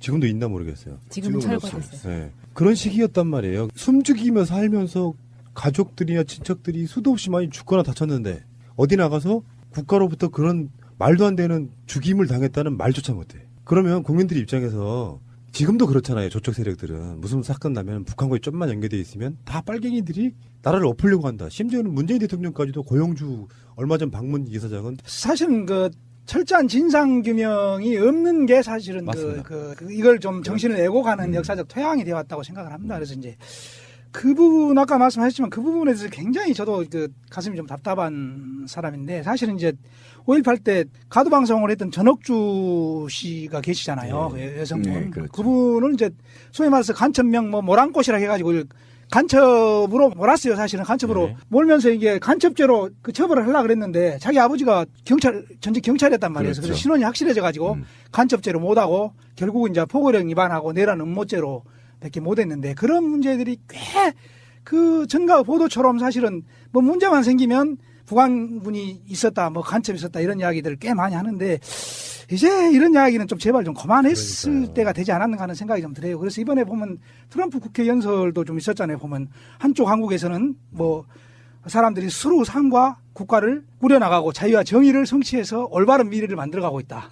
다른 쪽 한국은 뭐 압제와 파시즘, 탄압의 기치하에 자국민을 감옥에 가두고 있다. 이 실험의 결과는 너무나 극명하다. 트럼프 이야기입니다. 제 이야기 아니고 1950년 한국전 발발 당시 두 한국의 1인당 GDP는 거의 동일했다. 하지만 1990년대 들어서면서 한국의 부는 북한과 비교해서 10배 그리고 오늘날 한국 경제는 북한보다 40배 이상 성장했다. 게임 is over. 게임 끝났다. 뭐 이런 점에 대해서 사실 저도 동의하는 거고 많은 사람들이 이 체제의 우위에 대해서는 동의를 할 거예요. 그리고 이걸 다 열어놔도 0.5%도 공산주의나 사회주의 사상에 동조하지 않을 거라는 그런 생각들을 좀 해봅니다. 그러면 이제 사실은 이 이데올로기라고 하는 게 어떻게 보면 인간을 이롭게 하기 위해서 만들어지는 거 아니겠습니까? 근데 결국은 나중에 가다 보면 이 이데올로기 자체가 사람의 삶을 지배하는 이게 역전 현상이 나타난단 말이에요. 그래서 이제 옛날에 이제 통일 문제나 뭐 평화 정착 문제에 관심이 많을 때는 좀 많은 이야기들을 좀 했습니다만 사실은 옛날에는 이 북한 문제랄지 이런 문제에 대해서 굉장히 델리케트해가지고 우리 같이 좀 까졌다 하는 사람들도 이게 그 이야기를 하려면 좀 움찔하고 좀 입을 다무는 이런 경향들이 좀 있었던 거 아닙니까? 근데 이제 그리고 좀 좋은 세상이 오면 북한에 있는 이 정권들도 조금은 좀 달라져야 되고 좀 정신이 좀 그렇죠. 올바로 갔으면 하는 생각인데 지금 보면 상당히 좀 이상한 게 너무 많아요. 그리고 제대로 좀 못하는 측면이 너무 많기 때문에 그러나 이제 그 정치를 해가는 앞 대가리들은 그런다 하더라도 밑에서 고생하는 많은 민초들은 또 우리하고 같은 삶을 살아가는 사람들 아니겠습니까? 그렇죠. 보면 이제 유명한 일화로 이게 남북조절위원회 당시 인간을 왜 그러냐면 인간의 관점이랑 하는 건 다를 수 있다는 이야기를 좀 하고 싶어서 그래요. 이게 우리나라 대표들이 지금 평양에 갔다는 거 아닙니까? 평양에 가서 이제 냉면을 대접을 받았습니다. 그래서 냉면을 먹어보니 냉면 맛이 우리 대한민국에서 어떤 냉면 맛이 아니더란 이야기입니다. 그래서 무슨 냉면 맛이 이렇게 밋밋하고 맛이 없냐 이제 이렇게 이야기하니까 그쪽 사람들 하는 이야기가 냉면 하면 함흥하고 평양냉면이 원산지 냉면이다. 원산지 냉면 맛이 없다는 것은 너희들 혀가 변한 거다. 너희들 혀가 미국 아들 설탕하고 미원 맛이 녹아난 거 아니냐. 냉면 맛이 변한 거 아니다. 이렇게 이야기를 했어요. 동의합니다. 할 말이 없었습니다. 그래서 남한에 왔어. 그래서 남산 꼭대기 데리고 갔어요. 그래서 밑에를 내려다보면서 우리 남한에는 이렇게 빌딩도 많고 자동차도 많다. 야, 누구 나라 애기들이 저 차 다 갖고 있냐? 너가 못 사는 애기들 한 50% 우리한테 주면 내가 한 30%는 우리나라 내 편으로 만들란다. 이렇게 했다는 거 아닙니까? 다 맞는 이야기는 아니에요. 그러나 어떤 사물을 볼 때 그 관점의 차이라고 하는 것이 있을 수 있다는 이야기입니다. 그러면 그런 걸 조금은 인정을 할 때가 됐어요. 그래서 이를테면 참새가 나라 위를 날아가는 건 죄가 아니에요. 날아가는 건 죄가 아니지 않습니까? 별을 쪼는 순간 그때부터 죄가 되는 거예요. 중요한 어록이 하나 나왔습니다. 그러니까 사실은 이제 우리 사회가 생각하는 거, 지가 어떤 생각을 하는가 이런 건 사실은 좀 자유스럽게 풀어낼 때가 됐다. 다만 다른 사람들의 삶을 방해하고 폭력을 행사하고 우리가 살아가고 있는 이 터전을 구체적으로 이어가는 그런 단계에 있는 사람들만 처벌하는 쪽으로 가야 할 때가 됐다. 그래야 이 5.18이 됐든 민주주의가 됐든 이런 문제하고 연관돼서 북한 문제를 이용해 먹는 이런 세력들을 좀 물리칠 수 있는 거 아닌가 하는 그런 생각들을 요새 좀 많이 하고 있습니다. 정말 훌륭한 얘기 나왔는데 사과하셔야 돼요. 네. 참새 노동조합에서 항의 들어옵니다. 자기들 식량 주권을 잃었다고 지금. 저쪽에 대표적인 농객이라고 불리는 사람 조갑재 씨도요. 5.18에 북한군이 개입했을 가능성은 없다라고 얘기하고 있거든요. 그쪽 세력들 중에서도 그렇게 말하는 사람이 있을 정도로 객관적으로 다 판명이 끝난 사건도 그렇게 얘기하고 있는 건데. 대한민국 완전한 대한민국 문재인과 손잡고 다시 하는 우리 대한민국. 끊지 마세요. 사실은 특조위는 연장하는 건 별 문제가 아니잖아요. 문제는 특별법이죠. 5.18 특별법을 만들어야 된다. 지금이라도. 그래서 거기에 관련돼 있는 진상규명이나 처벌이나 또는 보상이나 이런 것들이 이제 마무리가 돼야 되는 시점이 됐다. 이렇게 말씀들 하시는 거죠. 일단은 5.18 이야기가 나오면 제일 가슴 아픈 게 37년이나 지났는데 아직도 막 그런 이야기 하고 있냐 하고 거품 무는 사람들도 꽤 있습니다. 저희들도 이제 솔직히 말하면 이제 5.18의 과거의 피와 눈물 이런 것을 그렇게 막 강조하고 말하고 싶은 심정은 별로 없습니다. 그러나 이제 아까도 이야기를 했지만 이 5.18이 갖는 이 역사적 의미라고 하는 게 사실은 국민의 저항권을 인정받았던 사실이 있는 거고 미국에 대해서 당당하게 우리 입장을 주장하는 자주적 입장을 좀 견지할 수 있는 이런 눈을 뜨게 했던 이런 측면이 좀 있는 거고 여러 가지 좀 역사적 사실이 있는 거 아니겠습니까? 그래서 이제 이 부분에서 5.18 특별법이 제정이 된다 하면 제일 중요한 문제는 아까도 이야기했지만 이걸 끊임없이 폄훼하고 훼손하는 이런 세력들을 막기 위해서는 실체적 진실이 좀 규명돼야 된다. 그래서 5.18 특별법에서 지금 보면 이계호 의원님 하고 최경환 의원님 두 분이 지금 내놓은 안이 좀 검토되고 있는 것 같은데 제일 초점이 사실은 진상규명에 좀 맞춰져 있는 겁니다. 그래서 진상규명을 철저히 하고 처벌받을 사람들은 응당하게 나중에 다시 또 면제를 하더라도 응당하게 제의 대가를 좀 받아야 되는 거고 시민은 명예를 회복받아야 되는 거고 그다음에 대통령님께서 약속했던 헌법 정문에 5.18 정신이 좀 기록될 수 있었으면 좋은 거 아닌가 하는 이런 생각들을 광주 시민들은 하고 있습니다. 그래서 다시 한번 말씀을 드리면 이제 양정 기간에 이제 이런 아픔들이 좀 있었는데 그래서 문재인 대통령이 말씀하신 대로 이게 단순히 지나간 과거가 아니라 우리가 지향하는 이런 삶의 목표가 있었기 때문에 그 상식과 원칙대로 살면 손해보는 그런 세상이 아니라 상식과 원칙에 입각해서 정의롭게 살면 그 대접받는 이런 세상. 그 다음에 타인과 타협하고 용서하고 화해하고 타인을 배려하면 좀 그런 것이 미덕인 사회. 대통령이 항상 강조하는 거 아니겠습니까? 이런 사회로 나아가는 초석을 깔기 위해서도 과거의 잘못된 관행들은 명확하게 규명되고 그런 것들이 진실은 진실하게 밝혀져야 이게 좀 한 걸음 더 나아갈 수 있는 거 아닌가 하는 그런 생각을 하고 있습니다. 그래서 이런 특별법이 좀 의미가 있다고 보고 있습니다. 우리 방송 새해가 날아든다 해서 끝까지 손잡고 있는 게 세월호거든요. 네. 신비님도 그렇고 저도 그렇고 광주 출신이라는 사람들의 속성 중에 하나가 그거 같아요. 수도 없이 많이 들었던 이야기예요. 진상규명. 앞에 광주, 앞에 세월호만 달라졌을 뿐인 거예요. 진실이 드러나야 처벌도 하고 대책도 세우고 방법을 만들어가는 건. 진상규명이 안 된 상태로 지금까지 37년이 왔다는 거죠, 사실은. 가장 결정적인 건 광주는 다른 진상도 뭐 어디에 어떤 분들이 더 안매장 됐냐 이런 것도 중요하지만 누가 발포 명령했냐잖아요. 그렇죠. 총을 맞은 사람도 있고 쐈으니까 명령한 사람은 나와야 될 거 아닙니까, 최소한. 근데 최근에 전두환 씨는 회고록 등등을 통해 가지고 나는 발포 명령하지 않았다야. 그 귀신이 그 많은 군대 예를 들어서 지휘관 하나가 미급해서 자기들도 자위권 차원에서 총을 쏠 수는 있어요. 근데 대대적으로 군대들이 막 동원돼 가지고 거기서 명령할 수 있는 사람은 딱 한 사람밖에 없다가 다 종론이잖아요. 상식이고. 죽은 박정희가 있을까요? 그것도 아니죠. 5.18 항쟁 기간에 군인들이 사실은 광주에 한 2만 명 정도 투입된 네. 거 아닙니까?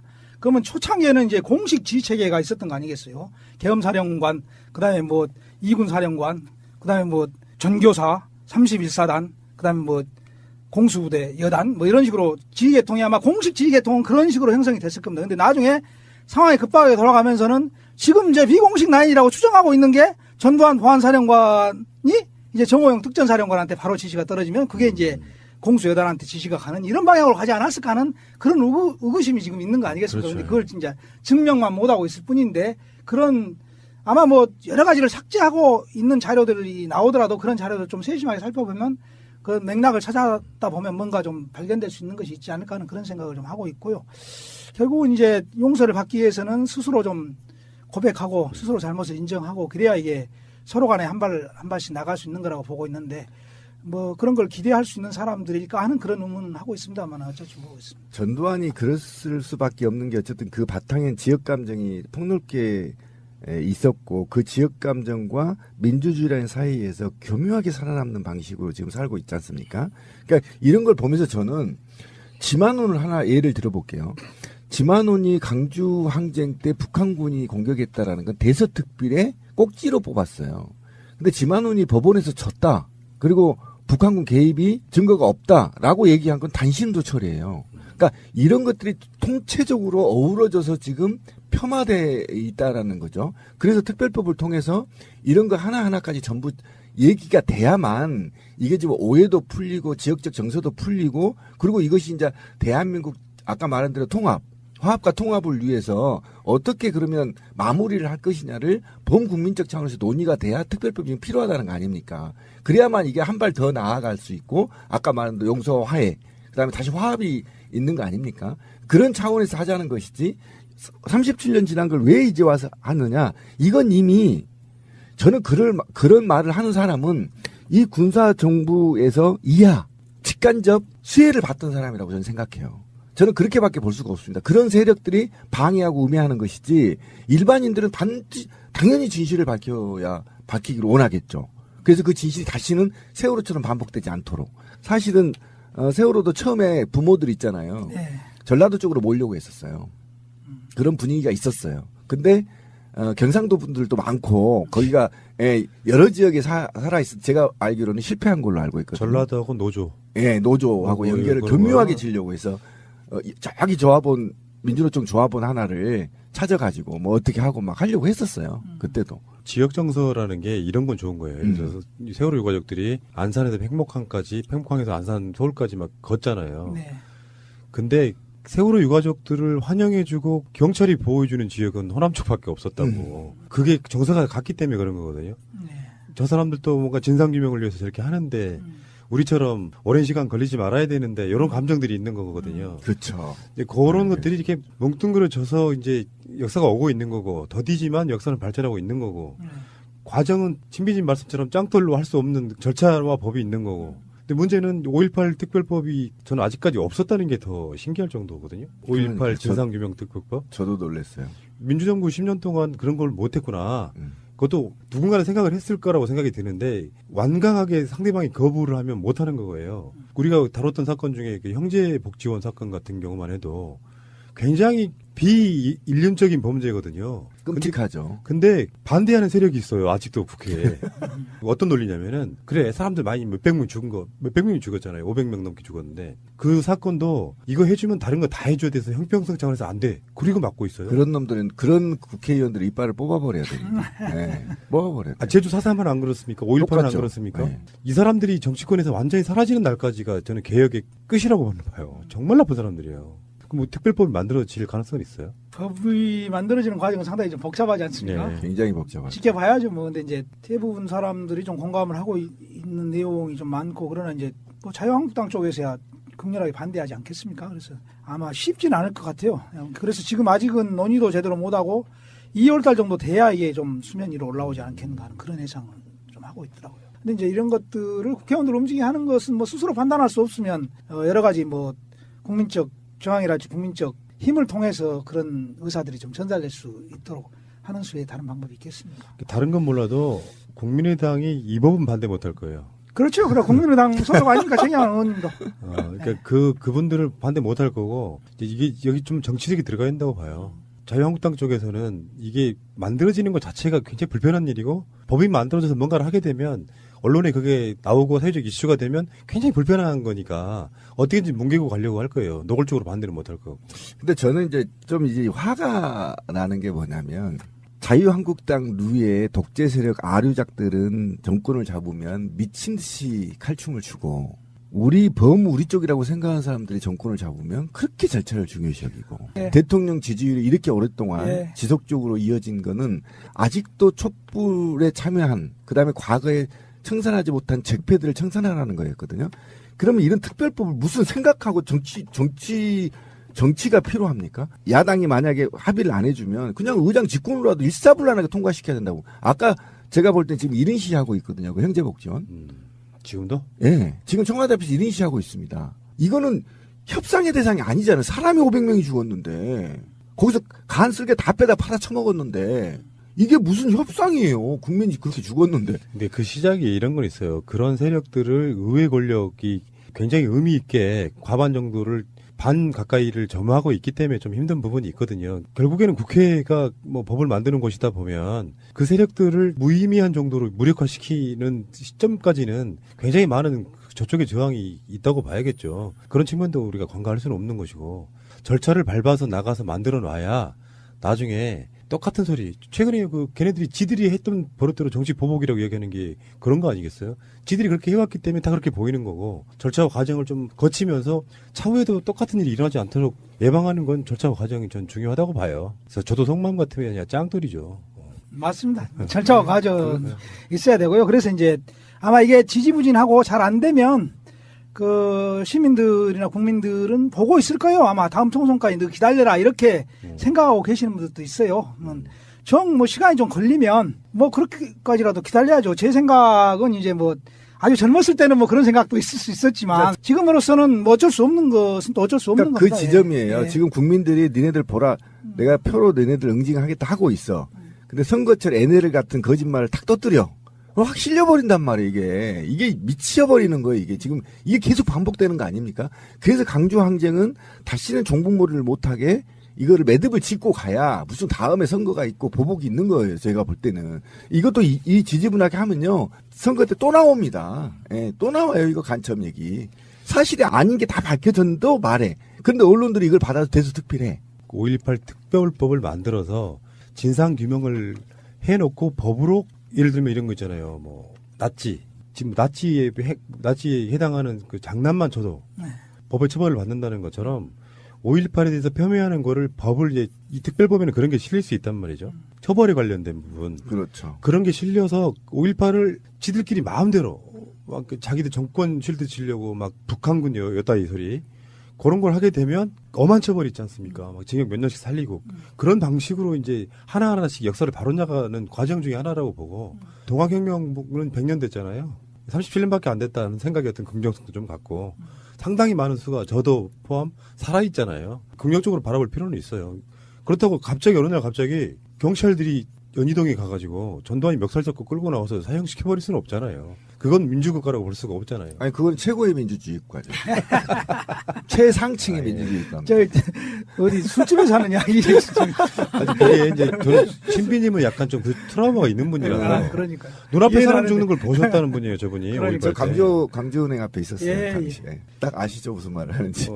37년이면 정말 인고의 세월이지 않습니까? 그렇죠. 그런 부분들이 근데 이제 좀 우리가 간과할 수 있는 부분이에요. 그래서 이제 당사자들이랄지 이제 이런 사람들은 좀 과격할 수 있습니다, 사실은. 근데 일반 국민이 느끼는 분위기는 좀 다를 수 있다는 이야기. 그러니까 이를테면 한 1200만이 봤던 택시 운전사의 경우도 광주에서 직접 겪었던 사람들의 눈으로 보면 이게 좀 약하잖아요, 사실. 약하잖아요. 근데 이제 그런 정도라도 그 수많은 사람들이 보면서 상당히 공감대를 형성해 가는 겁니다. 그래서 이제 이 역사라고 하는 것은 좀 단계가 있는 거고 일정하게 너무 많은 것을 한꺼번에 요구를 하게 되면 이게 터지게 돼 있어요, 사실은. 그래서 이제 그런 부분들에 대해서도 우리가 좀 조심을 해야 되는 거고. 그래서 저는 지금 이제 그런 주장을 좀 합니다. 그러니까 그동안에 5.18의 진상규명이랄지 5.18의 문제의 중심이 사실은 그 당사자 중심이 너무 좀 심했단 말이에요. 근데 이제 이게 그때 당시에 광주에 살았던 사람 시민 90% 이상이 그 상황을 보고 분노하거나 돌멩이를 들거나 싸우거나 아니면 그 현장이 없었으면 얼마나 많은 죄책감과 고뇌 속에서 살았습니까? 그러면 전체 시민의 문제란 말이에요. 그리고 실제적으로 이 전체 시민의 문제이자 그런 것에 공감하는 전 국민의 문제란 말이에요. 그래서 너무나 당사자 중심으로 강조하는 시기는 이제 좀 지나가면서 이게 좀 전 국민화되고 좀 더 낮은 수준이라도 좀 전 국민화 돼가고 심지어는 대구나 경북이나 뭐 부산 사람들도 좀 동조할 수 있는 이런 부분들이 있으면 좀 끌어올려가면 좋겠다는 그런 생각을 하고 있습니다. 그래서 택시 운전사의 경우도 광주에서 그런 좀 뜻 있는 사람들이 좀 있었습니다.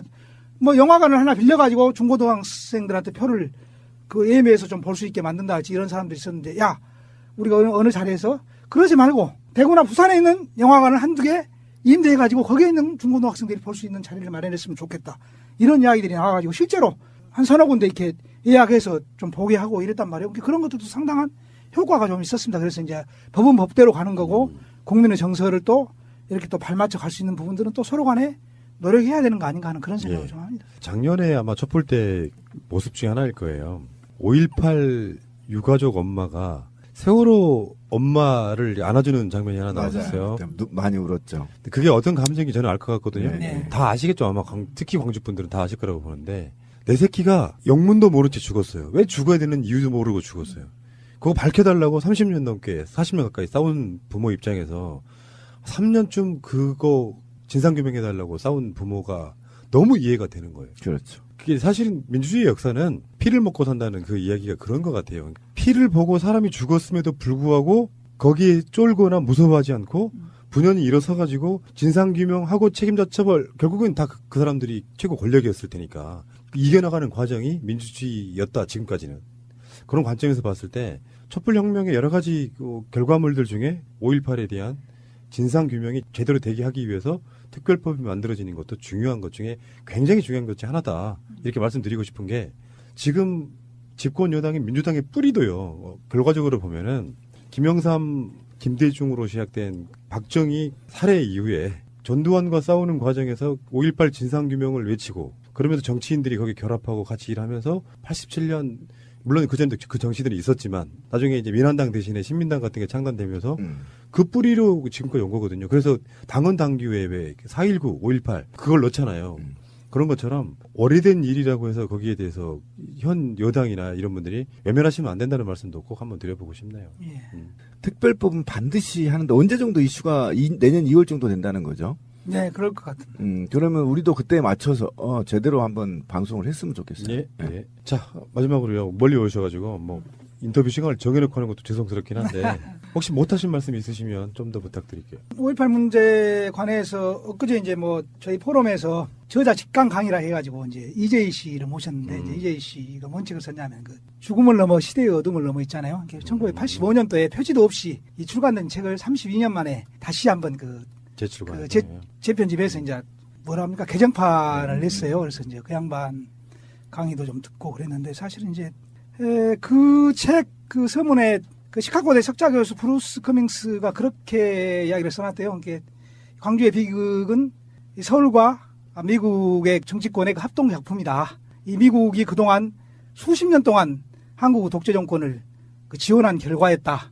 뭐 이런 대목 그 추천사를 썼더라고요. 그래서 이제 그런 대목들도 조금 그 생각이 좀 나는 대목들이 좀 있어서 그래서 우방이라 해서 일방적으로 매달리고 이런 시기는 좀 지났다는 것을 조금은 좀 강조하고 싶은 그런 생각이 좀 있습니다. 그리고 이제 오늘 뭐 5월에 관해서 이야기를 했는데 사실은 이제 저보다 훨씬 그 많은 사람들이 그 과정을 경험했고 훨씬 더 처절하게 경험했던 분들이 많아요. 그리고 이제 실제로 이제 여러 가지 기록들이 있지만 그 기록들 중에서 방금 제가 소개했던 죽음을 넘어 시대의 어둠을 넘어라는 이 책이 그래도 이 5.18의 기록을 가장 세세하게 그리고 잘 써놓은 책이라고 이제 그렇게 그 정평이 나 있습니다. 그래서 좀 더 깊게 17일부터 27일까지의 전 과정을 좀 상세하게 알고 싶은 분들은 그 책을 한번 보시면 좋을 거예요. 그래서 실제로 사회과학 서적 많이 안 팔리는데 택시 운전사의 부분과 결합해가지고 3만 권 이상이 아마 팔려나간 걸로 알고 있습니다. 그래서 그런 책들은 아마 그런 부분들에 대해서 관심 있는 분들은 한 권씩 좀 가지고 계셔도 좋지 않냐, 뭐 그런 생각들을 좀 하고 있습니다. 그래서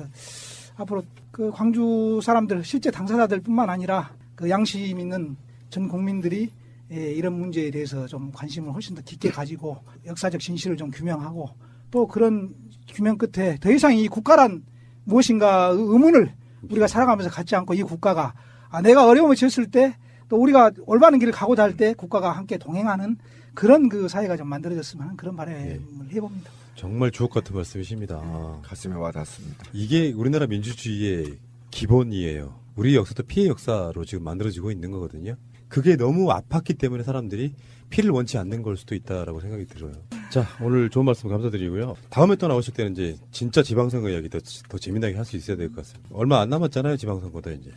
네, 변화되는 시점에서 한 번은 더 제가 어차피 벌려놓은 이야기가 있으니까 뭐 변화가 많이 되거나 하면 한 12월 말에서 1월 중순쯤 한 번 정도는 더 해야 이게 뭐 예측이 빗나갔으면 빗나간 것을 인정하는 거고 맞았으면 또 맞는 대로 가는 거고. 자주 오십시오. 그러니까 5.18 관련한 주제 하나, 지방선거 관련한 주제 하나 이렇게. 또 다음에 빠른 시일 내에 어떤 분들이 현기증 난다는 댓글 달리기 전에 한 번 더 대표님 모시도록 하겠습니다. 고맙습니다. 감사합니다. 네, 감사합니다. 정상인처럼 보이잖아요. 정상이고 굉장히 착한 사람처럼 보이잖아요. 그 이유가 더 이상 북한을 도발할 필요가 없어졌기 때문이라고 봐요. 맞아요. 지금은 중국이 그 맡은 역할을 끝낼 때까지 트럼프는 기다려주는 게 지금 자기 역할인 거죠. 지금 상황에서 북한이 핵무기를 계속 고집하면 자기가 스스로 힘들어진다는 걸 자기가 더 잘할 거예요. 핵무기는 만들기도 어렵지만 관리하는 것도 어렵거든요. 만드는 비용만큼의 관리 비용이 들어가요. 그걸 언제까지 쥐고 있을 거예요, 그거를. 돈 잡아먹는 하마를. 돈 잡아먹는 귀신이라 그러죠. 돈 잡아먹는 귀신을 언제까지 쥐고 있을 거예요. 그러면은 핵무기 관리와 유지 관리에 들어가는 그 비용으로 경제발전에 투자하는 게 자기한테 훨씬 이익이라는 거를 모를 리가 없잖아요, 북한도. 근데 지금 당장은 필요하니까 지금 손에 쥐고 있지만 전체적인 어떤 명분, 지구상에서 사실 미국이라는 존재를 모르고 살거나 무시하고 사는 나라는 있어도 미국하고 적대 관계로 생존하는 나라는 있을 수가 없거든요. 그러니까 북한도 그걸 안단 말이죠. 그러니까 현실적인 인식은 우리들보다 뭐 그 중국 고위층이나 북한 고위층에서도 훨씬 더 잘 알고 있을 거기 때문에 그런 현실을 제대로 인식하고 이제 풀어나가자라는 그 과정에서 지금 잠시 트럼프가 입을 닫고 있으면 중국이 역할을 하고 그 과정에서 문재인 대통령이 계속 제안하는 동반성장이라거나 평화라거나 단계적인 핵 동결 후에 협상을 통해서 단계적인 폐기 이런 것들이 굉장히 합리적인 조건들이기 때문에 기다려봐야죠, 이제는. 중국의 대북 특사 파견의 트럼프 미국 대통령은 큰 움직임이라며 잔뜩 기대감을 드러냈습니다. 중국 고위급 인사 방북이 1년여 만에 이루어지는 만큼 우리 정부도 예의주시하고 있다고 밝혔습니다. 18차 장대위 시에는 중국의 특사가 당시에 김정은의 면담을 한 바가 있습니다. 관련 동향에 대해서는 저희도 계속 관찰을 하도록 하겠습니다. 관심은 시진핑 주석의 특사로 임명된 숭타오 공산당 대외연락부장의 김정은 접견 여부입니다. 이번 특사는 중국이 과거 당대회 설명차 북한에 보냈던 인사들과 비교하면 급이 낮아서 악화된 북중 관계를 보여준다는 평가가 나왔습니다. 그럼에도 불구하고 숭 부장이 김정은을 만난다면 보다 적극적으로 핵개발 중단을 설득하고 최근 도발 중단을 이어가는 북한의 의도도 파악할 기회가 될 것이라는 관측입니다. 김정은 입장에서는 중국 측 대표를 만나준다는 것은 북중 관계 개선에 대한 자신의 입장을 피력하는 것인 만큼 김정은과의 면담 성사 여부가 향후 북중 관계의 향배를 가를 수 있는 중요한 이슈라고 생각합니다. 물론 김정은을 만나기만 한다고 시진핑 주석의 대북 경고 메시지가 효과를 발휘하는 것은 아닙니다. 5년 전에도 리쟁거 공산당 정치국 위원이 김정은을 직접 만나 시진핑 당시 당 총서기에 친서까지 전달했지만 북한은 그해 말 장거리 미사일을 발사했고 이듬해 2월엔 시진핑 주석 등극을 한 달 앞두고 3차 핵실험을 감행했습니다. 북한 노동신문은 중국 특사 방북일 국가 이익과 국민 안전은 협상 테이블에 올려놓지 않겠다며 쉽게 태도를 바꾸지 않을 것임을 시사했습니다. 다만 북한 경제의 숨통을 중국이 쥐고 있는 만큼 압박 정도에 따라 도발 중단과 협상 복귀 등 북한의 전략적 판단에 영향을 미칠 수 있어 시진핑 특사의 방북 결과에 관심이 쏠리고 있습니다. 문 대통령이 동남아 순방 마지막 날에 필리핀에서 기자간담회 때 그런 말을 했죠. 북핵 문제에 대해서 일단 대화에 들어간다면 모든 방안을 열어놓고 협의할 수 있을 거다. 지금 단계에서는 북한을 제재하고 압박하는 강도를 높이는 데 집중을 해야 할 때다. 북핵 협상 과정에서 한미 군사 훈련을 중단할 수 있는 것이냐라는 질문에는 지금 구체적인 방안을 묻는 것은 우물가에서 숭늉을 찾는 격이다. 우선 대화의 끈이 조성돼야 대화 국면으로 넘어갈 수 있다. 라고 말을 했습니다. 그 부분이 굉장히 중요한 포인트가 되는데 중국이 사실 북한을 대화의 장으로 끌어낸다고 하면 한미 군사훈련도 조정할 수 있다라는 뉘앙스고요. 이건 뭐냐 하면 중국의 삼불 원칙이에요. 그걸 이미 문재인 대통령도 어느 정도 시진핑과의 대화에서 어느 정도 확인한 사항이고 해서 중국의 삼불 정책을 존중을 해주면 굉장히 빨리 진전이 될 거예요, 협상에. 그리고 또 한 가지가 우리가 짚고 넘어가야 될 게 문재인 대통령이 당선되자마자 얘네가 미사일 쏘고 대륙간 탄도미사일 쏘고 핵실험하고 난리를 쳤잖아요. 그런데 지금 60일째 조용해요. 60일째 단 한 차례도 도발도 없었고요. 도발이라고 하긴 좀 뭐하다. 실험도 없었고 시험도 없었어요. 그런 것을 봤을 때 아마도 이 김정은과 북한 측에서도 지금 한반도를 중심으로 세계의 열강들이 EU까지 포함해서 러시아까지 세계 열강들이 전 세계 국가들이 어떤 목표를 갖고 어떻게 움직이고 있는지를 예의주시하면서 본인들도 어느 정도 아는 거예요. 그래서 이미 시험과 실험 단계는 이제 끝났다라고 판단을 하는 것 같고, 물론 예전에도 60일 넘게 중단했다가 다시 실험하고 그런 적은 있지만 굉장히 한반도를 중심으로 이렇게 치밀하게 움직이고 있는 현 상황에서 조용하다는 것은 북한에서도 어느 정도 준비를 해놓고 있다는 그런 그 신호로 저는 받아들이거든요. 그래서 이번에 시진핑이 트럼프와의 회담 전에 보내려고 하는 특사를 트럼프와 회담이 끝나고 나서 지금 이제 보내는 거는 중국의 명확한 의사 전달을 북한에게 하기 위해서다라고 보고요. 저는 그것이 아마도 조만간 내년 상반기 안에는 어떤 가시적인 성과로 나와서 6자 회담이라든지 확대 회의라든지 아니면 6자 회담까지가 아니면 뭐 3자 회담, 4자 회담이든 이렇게 뭔가 테이블이 만들어지지 않을까 하는 좀 가능성을 조심스럽게 예측을 하고 있어요. 지금 문재인 대통령이 중앙당대회, 전국 당대회가 끝나면 관례적으로 사회주의 국가들에게 이렇게 보내서 설명을 해요. 우리는 이렇게 갈 거야. 올해 이렇게 결정이 났고 내년엔 이렇게 갈 거야. 사업 방향이 이렇게 설명들을 해요. 그런데 사실은 우리가 언론에 살짝 나오다가 말았어요. 말았는데 어떤 일이 있었냐면 트럼프와 시진핑이 만나기 전에 아펙하고 아세안에 참석하기 직전에 중국에서는 북한에 특사 파견을 하려고 했어요. 준비하다가 트럼프와 정상회담이 잡힌 게 확정되는 순간 미뤘어요. 특사를. 그래서 이 특사를 미뤘다는 저는 그때 당시 그 뉴스 한 줄을 보고 뭘 느꼈냐면 트럼프와 시진핑 간에 뭔가가 합의가 됐다. 그랬으니까 기존의 특사를 보내던 거를 미뤘구나라고 저는 미루어 짐작을 했고요. 그 결론은 뭐냐면 기존의 입장같이 그렇게 공산당대회를 했던 것을 설명을 하고 사업 방침을 설명을 하고 이해를 구하고 우방으로서의 그런 그 침묵을 다지는 이런 게 아니고 뭔가 합의된 거를 갖고 그 합의문을 갖고 북한에 가서 이렇게 하자라고 이야기하기 위해서 준비한 거 아닌가라는 생각을 하고요. 거기에 가장 핵심은 중국이 트럼프와 같이 경제 제재를 갈 거다라는 아마 설명을 할 것 같고, 너희들이 이 경제 제재에서 살아남으려면 빨리 미국하고 한국하고 기타 등등 여러 나라들과 관계 개선을 해야 된다. 그러기 위해서는 핵을 지금 당장 포기할 수는 없고 북한 입장에서는 동결이라도 하자. 액션을 취해서 더 이상 악화되는 걸 막자라고 아마 의사를 전하기 위한 목적이 아닌가 저는 그렇게 생각을 해요. 제도로서의 민주주의가 흔들리고 불타는 일은 이제 없습니다. 민주주의가 밥이고 밥이 민주주의가 되어야 합니다. 이번 트럼프하고 시진핑하고 정상회담에서 우리가 확인한 거는 딱 단순하게 표현하면 이거죠. 우리 이제 싸우지 않는다. 그렇죠. 우리 친하다. 그리고 지구상에서 일정 국가는 미국이고 중국은 0.5 당분간만 앞으로 4년 동안은 중국은 0.5야. 1등은 미국이니까 인정해줄게 하고 이제 미국에 형식적으로라도 이제 거액의 선물을 줬죠. 이게 각자가 필요한 게 너무나 분명하기 때문인 거죠. 트럼프 입장에서는 달러라는 기축통화를 중심으로 하는 경제 권력, 정치 권력이 대국으로서의 세계적 포지션을 분명히 하는 그런 효과가 있는 거고, 중국으로서는 2021년 공산당 100주년 당대회와 국가 건국 100주년도 이제 그 다음 해 있거든요. 이런 이제 거대한 이벤트를 앞두고 대외 관계든 내부적으로든 안정이 필요해요. 그래서 예측 가능성을 담보를 해야 되기 때문에 그렇죠. 이번에 이제 트럼프한테 외교적 안정과 내적인 안정을 트럼프한테 돈 주고 산 거죠. 그래서 100주년 기념일 때까지는 동북아시아에서 어떤 사고도 나면 안 되는 거예요. 거기에 지금 가장 머리 아픈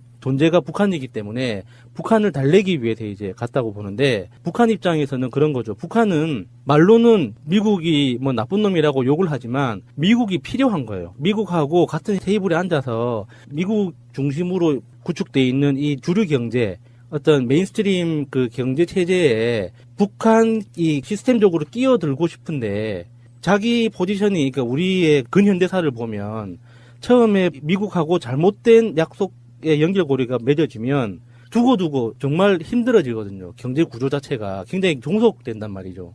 그래서 그런 거를 방지하기 위해서 동등한 지위에서 미국과 어떤 협상 테이블에 앉고 싶은데, 미국 입장에서는 핵 문제만 아니면은 북한이 뭐 테이블에 오든 말든 뭐 경제 시스템에 끼어들든 말든 아무 상관이 없잖아요.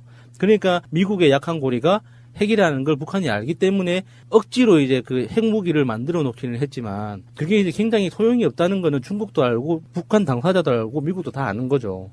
그래서 요번에 이제 시진핑하고 트럼프가 맺은 그 일종의 평화거래, 평화라는 포장지 아래 이루어졌던 그 거래를 통해서 중국이 해야 될 일이 이제 본격적으로 시작하는 거죠. 그렇죠. 북한을 이제 협상 테이블, 대화 테이블로 이제 끌어내기 위해서 역할을 하기 위해서. 사실 야수님 얘기한 것처럼 북한도 평화를 바라고요. 왜냐하면 자기들이 위협받지 않는, 침략받지 않는 상태를 원하거든요. 북한이 가장 무서워하기 때문에 미국을. 그래서 핵무기를 개발하고, 미국도 가장 골치 아픈 존재가 북한이에요. 자기 말을 전혀 안 듣는 전 세계 유일한 나라. 미국을 하나도 안 무서워하는 것 같이 보이는, 자기들을 오히려 협박하는 하나의 나라잖아요. 그런데 양쪽 다 어찌됐든 협상 테이블로 나와서 평화를 원한다고 이번에 명확하게 표현들을 한 거예요. 중국도 평화를 원하고 우리나라도 원하고 미국도 원하고 일본은 따라오는 거고, 그렇게 의사표현을 확실하게 전 세계를 향해서 했고, 북한이 이번에 트럼프가 아세안에 왔던 것에 대해서 비난 성명을 발표를 했는데 굉장히 약한 수준의 비난 성명을 발표했어요. 그 비난 성명들을 보면 예전에는 정말 아주 거칠고 막 도발적인 비난 성명들을 냈지만 이번에는 굉장히 좀 순화되어 있는 성명을 발표했고, 그런 것으로 봤을 때 북한도 어느 정도는 이제는 마음의 준비를 한 것 같고, 이 상태에서 사실은 북한을 대화 테이블로 끌어낼 수 있는 사람은 시진핑밖에 없어요. 러시아도 그 역할을 못하고, 미국은 적대국이니까 안 되고, 남한은 괴뢰국이니까 안 돼요. 그러니까 지금 상황에서 트럼프가 이제 북한을 도발하는 그런 발언을 전혀 안 하잖아요. 그리고 지금 요 근래, 그러니까 우리나라를 방문한 이후에 트럼프를 보면 뭔가 꼭 알아야 할 어제의 뉴스. 국가정보원의 특수활동비 상납 사건을 수사 중인 검찰은 국정원으로부터 이른바 원외 반출 내역표를 확보했습니다. 예상 가운데 현금으로 외부에 빠져나간 돈을 말하는 겁니다. 이 내역표는 국정원이 남재준, 이병기, 이병호 등 박근혜 정부 3명의 원장 시절에 대해 자체 조사한 자료로, 원외로 빠져나간 수상한 자금 액수는 총 70억 원으로 적혀 있습니다. 이 중 특활비 40억 원은 박 전 대통령에게 전달되고 사적으로 사용된 정황이 드러났습니다. 하지만 30억 원의 용처가 불확실한 상황에서 검찰은 전 원장들이 이를 숨기거나 모르쇠로 일관하고 있다며 구속영장 청구 당시 구속 사유로 강조했습니다.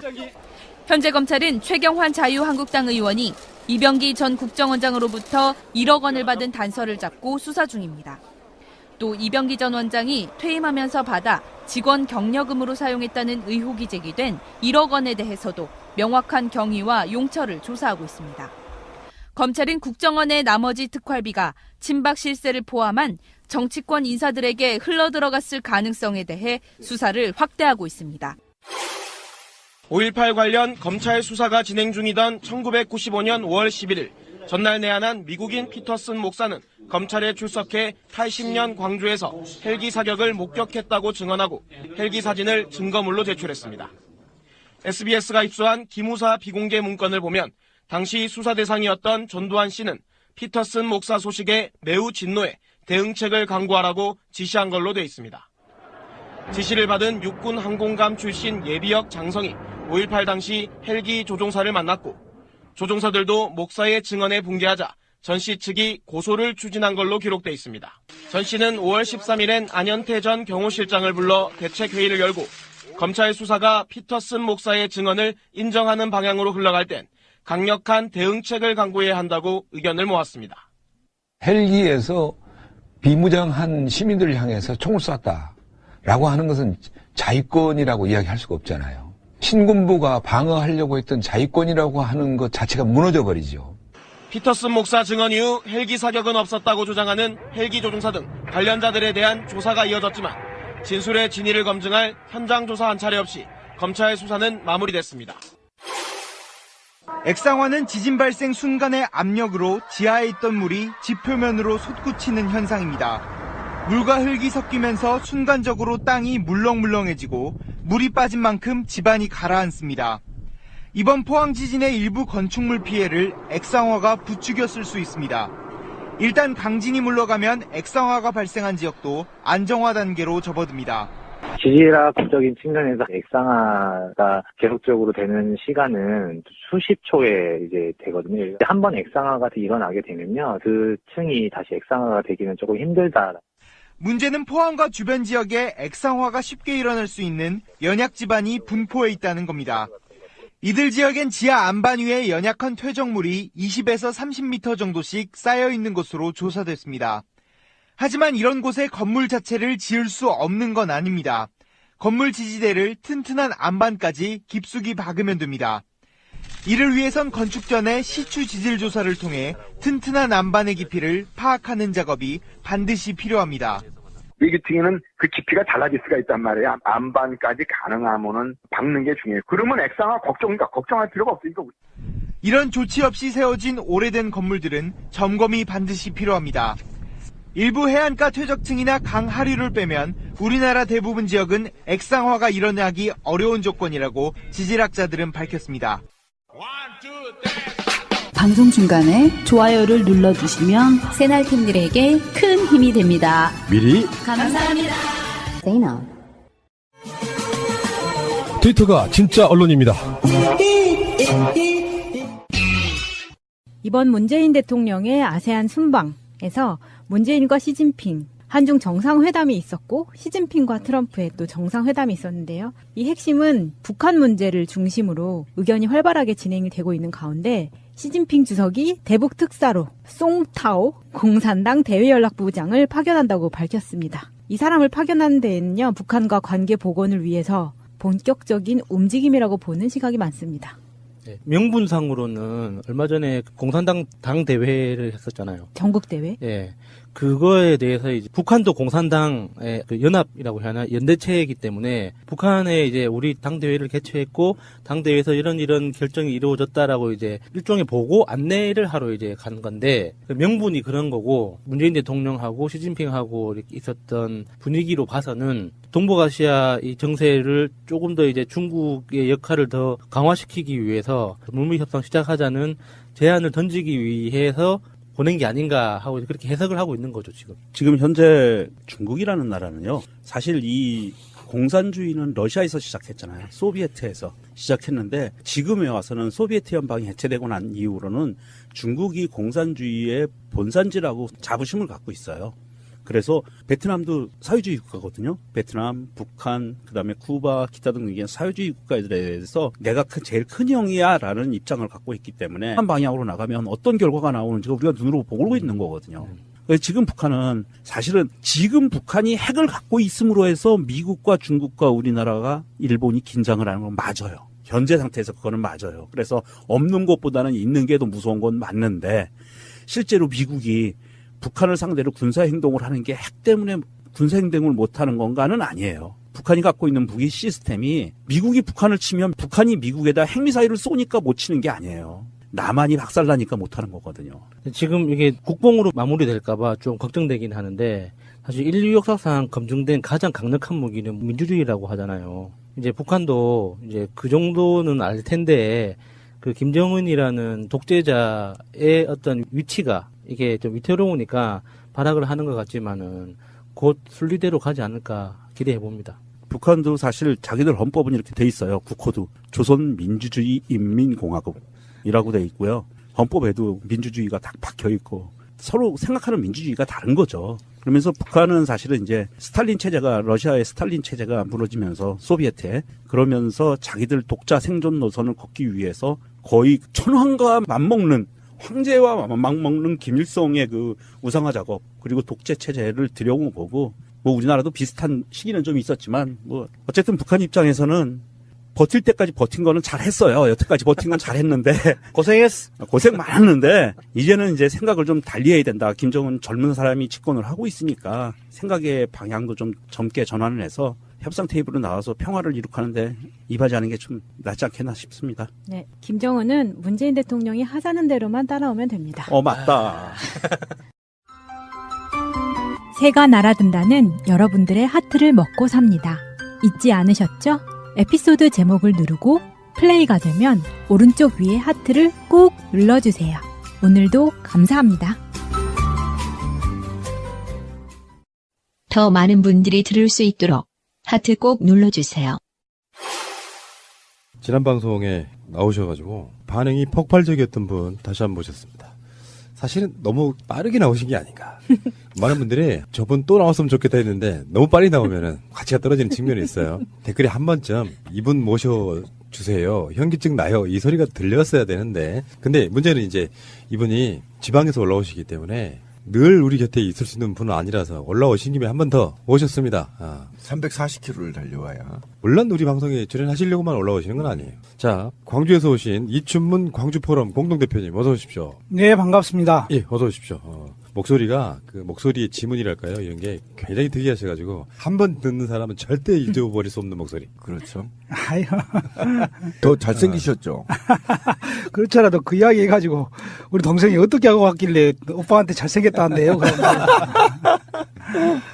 어떠셨어요? 지난 방송 나오시고 나서.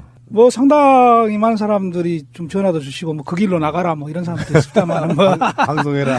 방송해라. 이명박근혜와 이렇게 싸우는 어떤 과정에서 가장 많은 인원이 있을 수밖에 없는 게 광주 호남 쪽이잖아요. 저희들 애청자분들 중에 광주 호남 분들이 굉장히 많으세요. 네. 많은 것 같습니다. 예, 그래서 광주에서 이제 광주 사람 아는 사람인데 이춘문 뭐 이렇게 이야기하다 보면 뭐 저분이 새날에 나왔어 뭐 이렇게 화제가 됐던 것을 제가 여기저기서 좀 들었고요. 제가 아시는 분도 전화가 왔어요. 광주에 계시는 분인데 또 이춘문 씨가 나와버렸어요. 아이. 광주에서 굉장히 유명하시대요. 아이고 뭐. 그래도 한 30년 살았으니까 뭐 알 사람들은 좀 알겠죠. 그 전에 어디 살으셨는데요? 원래 고향이 진도입니다. 중학교 졸업하고. 진도. 네, 쭉 광주에서 살았어요. 그때는 처음에 아셨을 때는 진도 대기 없었죠?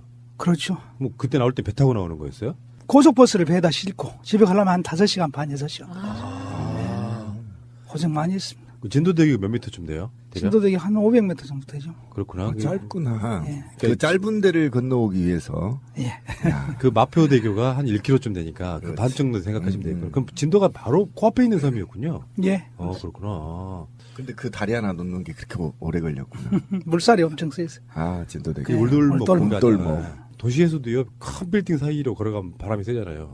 바람길을 막고 있어가지고 그 길이 훨씬 더 세져 버리는 거예요. 자, 어쨌건 지난 방송에서는 이제 대표님께서 지방선거 관련해서 지역 민심 전해주셨는데요. 그 방송 나가고 뭐 항의 받으시거나 그런 건 없었어요? 뭐 좀 서운하다 이러신 분이 있었는데. 그래요? 누구예요? 이니셜로? 아이고, 그냥 넘어가죠. 뭐 다음에 잘해줄란다 나 그랬어. 누군지 알 것 같아. 그분 광주시장 도전자죠. 그거 말해주세요. 그러시겠죠, 뭐. 그러셨구나. 자, 어쨌건 뭐 우리는 뭐 정치적으로 뭐 거기에 어떤 영향을 끼칠 의도 같은 건 없어요. 그냥 그럼요. 실제로 우리는 뭐 이제 광주 사람들이라고 해도 광주 민심을 우리가 알 턱이 없잖아요. 그냥 내 정서로 생각하는 거지. 서울에 살아도 광주 사람들의 정서는 좀 안다. 가족들이나 친구들이랑 소통을 하니까 느낌적으로 알지만 현재 정치에 그 밀접하게 지켜보시는 입장에서는 그런 민심이 있었구나라고. 그래서 우리도 이제 광주나 뭐 전남 쪽은 특히 어떤 분위기인지를 알게 되는 정말 좋은 시간이었고요. 재밌더라고요. 고맙습니다. 녹음할 때는 좀 정신이 없어서 이렇게 다 내용이 안 들어와요. 근데 편집하면서 들어보니까 이거 되게 재밌다 이거 속으로. 여유 만만하신 표정 좋으십니다. 자, 알겠고요. 이천문 대표님과의 재회 잠시 후에 계속하겠습니다. 이 진행하고 있는 외교의 어떤 성과나 외교하는 그 장면들을 보면 사실 다른 나라 정상이 보더라도 어떤 기대감을 품을 수밖에 없는 모습들이잖아요. 그리고 무엇보다 북한이 핵을 보유할 수밖에 없다고 자기들 스스로가 주장하는, 토로하는 그 이유가 그 카다피 이야기를 하잖아요. 핵이 없으니까 미국이 함부로 이제 그 정권을 무너뜨렸고 뭐 말살을 해버렸다. 그래서 우리는 그 정권의 생존을 위해서 최소한의 어떤 그 방어책으로 핵무기를 보유할 수밖에 없다. 이제 그러지만 사실 따지고 보면 역사적으로 봤을 때 소련이 핵무기가 없어서 그 망한 게 아니잖아요. 그러면은 핵무기가 있는 나라들은 다 잘 살아야 되잖아요. 근데 아프가니스탄은 뭐라고 설명할 거예요? 이란은 뭐라고 설명할 거며? 이게 핵무기를 보유했다, 근데 핵무기가 있다 없다가 어떤 국가의 어떤 국제적 위신을 말해주는 그 시대는 이미 지나버렸거든요. 예를 들어서 핵무기를 사용할 수 있는 나라가 지구상에 누가 있어요? 핵무기를 보유한 나라들은 많이 있지만 핵무기를 사용할 수 있는 나라는 단 하나도 없어요. 왜냐면은 핵무기를 사용하는 순간 다 같이 죽자 하는 상호 확증 파괴라고 핵전쟁 이론에서는 이제 검증된 거예요. MAD라고 그러죠. 예. 핵무기는 보유하는 데 의미가 있는 거지 사용할 수가 없는 거거든요. 그러면 보유하고 있는 나라들은 그만큼 경제력이 되기 때문에 그냥 보유하고 버티는 거예요. 정치적 위상을 조금이나마 그 아무것도 아닌 정치적 메리트를 유지하기 위해서 가지고 있는 건데 사실 북한 입장에서는 그것보다는 생존이나 성장이 훨씬 더 시급한 과제인 거잖아요. 지금은. 그렇죠. 지금 중국의 발전을 보면은 우리가 느낄 수 있는데 중국이 사실은 40년 전만 해도요. 중국은 정말 헐벗고 굶주린 나라였어요. 어느 정도 헐벗고 굶주렸냐 하면 목욕도 안 하던 나라고 더럽고 막 하여간 우리가 옛날 중세시대를 보는 것 같은 나라가 중국이었어요. 40여 년 전만 하더라도. 그런데 그때 모택동이 중요한 얘기를 하잖아요. 흑묘백묘 그런 얘기를 하면서 미국과 핑퐁 해결하면서 문호를 개방하고 경제발전을 시작을 해요. 경제개발을 시작하고 인민을 잘 살게 하는 목적을 갖고 잘 먹고 잘 살게 하자라는 걸 갖고 국가를 경영해 나가기 시작을 하거든요. 그러면서 불과 20년 만에 중국이 확 뛰어오르는 거예요. 90년대에 오면서 그리고 90년대에 우리나라하고 수교도 하고요. 이런 상황이 오면서 그리고 20년이 지나니까 넘버원을 다투는 상황까지 온 거예요. 이런 상황을 봤을 때 중국이 발전한 상황들을 보면은요. 사실 인류가 특히 나라가 어떤 정책을 갖고 어떤 비전을 갖고 경영이 됐을 때 그 국민 인민들이 조금이나마 풍족하게 어렵지 않게 헐벗고 굶주리지 않게 살 수 있느냐가 명확히 드러나는 거거든요. 세계에서 가장 가난한 나라에서 세계에서 가장 부자 나라의 단계까지 40년밖에 안 걸렸어요. 우리나라 한강의 기종은 게임이 안 돼요. 그 정도로 왔는데 북한이 놓친 게 그 타이밍이에요. 북한은 70년대까지는요. 대한민국보다도 훨씬 잘 사는 나라였어요. 우리나라가 정말 헐벗고 굶주린 나라였었고 북한은 그 배급 체제도 잘 돼 있고 사회주의가답게 뭐 집 걱정 안 하고 옷 걱정 안 하고 먹는 걱정 안 하고 사는 나라였어요. 단지 좀 가난했지. 그래도 우리나라보단 부자였어요. 물론 필리핀도 그전에는 우리보다 부자였습니다. 그런데 경제가 성장할 수 있는 그리고 이런 복지 시스템을 갖춰야 되는 이런 시스템을 갖춰야 되는 기간의 타이밍을 놓쳐버린 거예요. 북한이. 그러면서 대한민국은 70년대 후반 들어서부터 시작해서 80년대, 90년대를 거치면서 경제 성장을 엄청나게 해서 지금 사실 우리나라에서 물론 일부는 어렵게 살지만 예전처럼 초급 피하는 사람들 없잖아요. 네. 고난에 행군하는 사람들 없거든요, 거의. 물론 지금 뭐 최저시급이 얼마냐 뭐 이런 거 갖고 지금 굉장히 뭐 복지 문제 갖고 지금 다툼이 있지만 그거는 발전적인 다툼이니까 논외로 치고 우리가 생존에 관련된 거가 어려울 만큼 전체적인 국민들이 고민하고 그런 나라 아니란 말입니다. 그런데 북한은 그 경제 성장할 타이밍을 놓치고 국력이 떨어지다 보니까 외국의 강한 힘에 맞춰서 무역과 생산과 경제 성장으로 맞짱을 뜰 수 없는 상황이 오니까 오로지 할 수 있는 건 핵무기밖에 없는 거예요. 지금 갖고 있어야 되는 게 수단이. 근데 사실 장기적으로 핵무기가 북한 체제를 지켜줄 수 있는 수단은 아니잖아요. 그렇죠. 네. 지금 당장만 네. 아쉬운 네. 거지. 이게 만약에 육자회담이 다시 복원되고 평화무드 쪽으로 해서 회의 테이블로 나오게 되면 이거는 시간의 문제이지 폐기되는 수순으로 가는 게 맞거든요. 네. 그래서 문재인 대통령도 우리 민주정부 3기에도 한반도 비핵화라는 거에서 남한이 우리나라가 핵무기를 가지면 안 된다라고 계속 이야기하고 있는 거예요. 저 홍발정 이런 애들이 계속 핵무기를 사다오라고 얘기하지만 전혀 안 돼. 이건 안 돼라고 얘기하는 거는 한반도 비핵화 우리가 명분이 있어야 북한한테도 주장할 수 있어서 그렇게 하거든요. 그래서 역사적으로 북한이 여러 번의 그 타이밍을 놓쳤어요. 물론 우리나라도 굉장히 많은 우여곡절을 겪었지만 우리나라는 그나마 박정희가 죽은 79년도 사건 그리고 80년대 엄혹한 사건을 다 시기를 거쳐내고 87년 헌법 개정을 한 87혁명이 있었지. 그다음에 그 이후에 또 이 엄혹한 시간을 한 9년 겪으면서 이번에 촛불혁명으로 전 세계의 민주주의에 대한 어떤 한 획을 그은 나라가 됐어요. 경제도 이 정도면 사실은 못 사는 나라가 아닌데다가 민주주의 시스템이라는 게 오히려 원래 발상지 유럽 그리고 현대 민주주의를 가장 잘 사용하고 힘이 센 나라라는 미국이라는 것 나라보다도 월등히 수준 높은 민주주의 시스템을 우리가 갖춰나가고 있거든요. 이런 거를 봤을 때 그 정부와 나라와 국민들이 권력을 갖고 있는 사람들이 타이밍을 적재적소에 그 정확한 타이밍을 잡지 못하고 이상한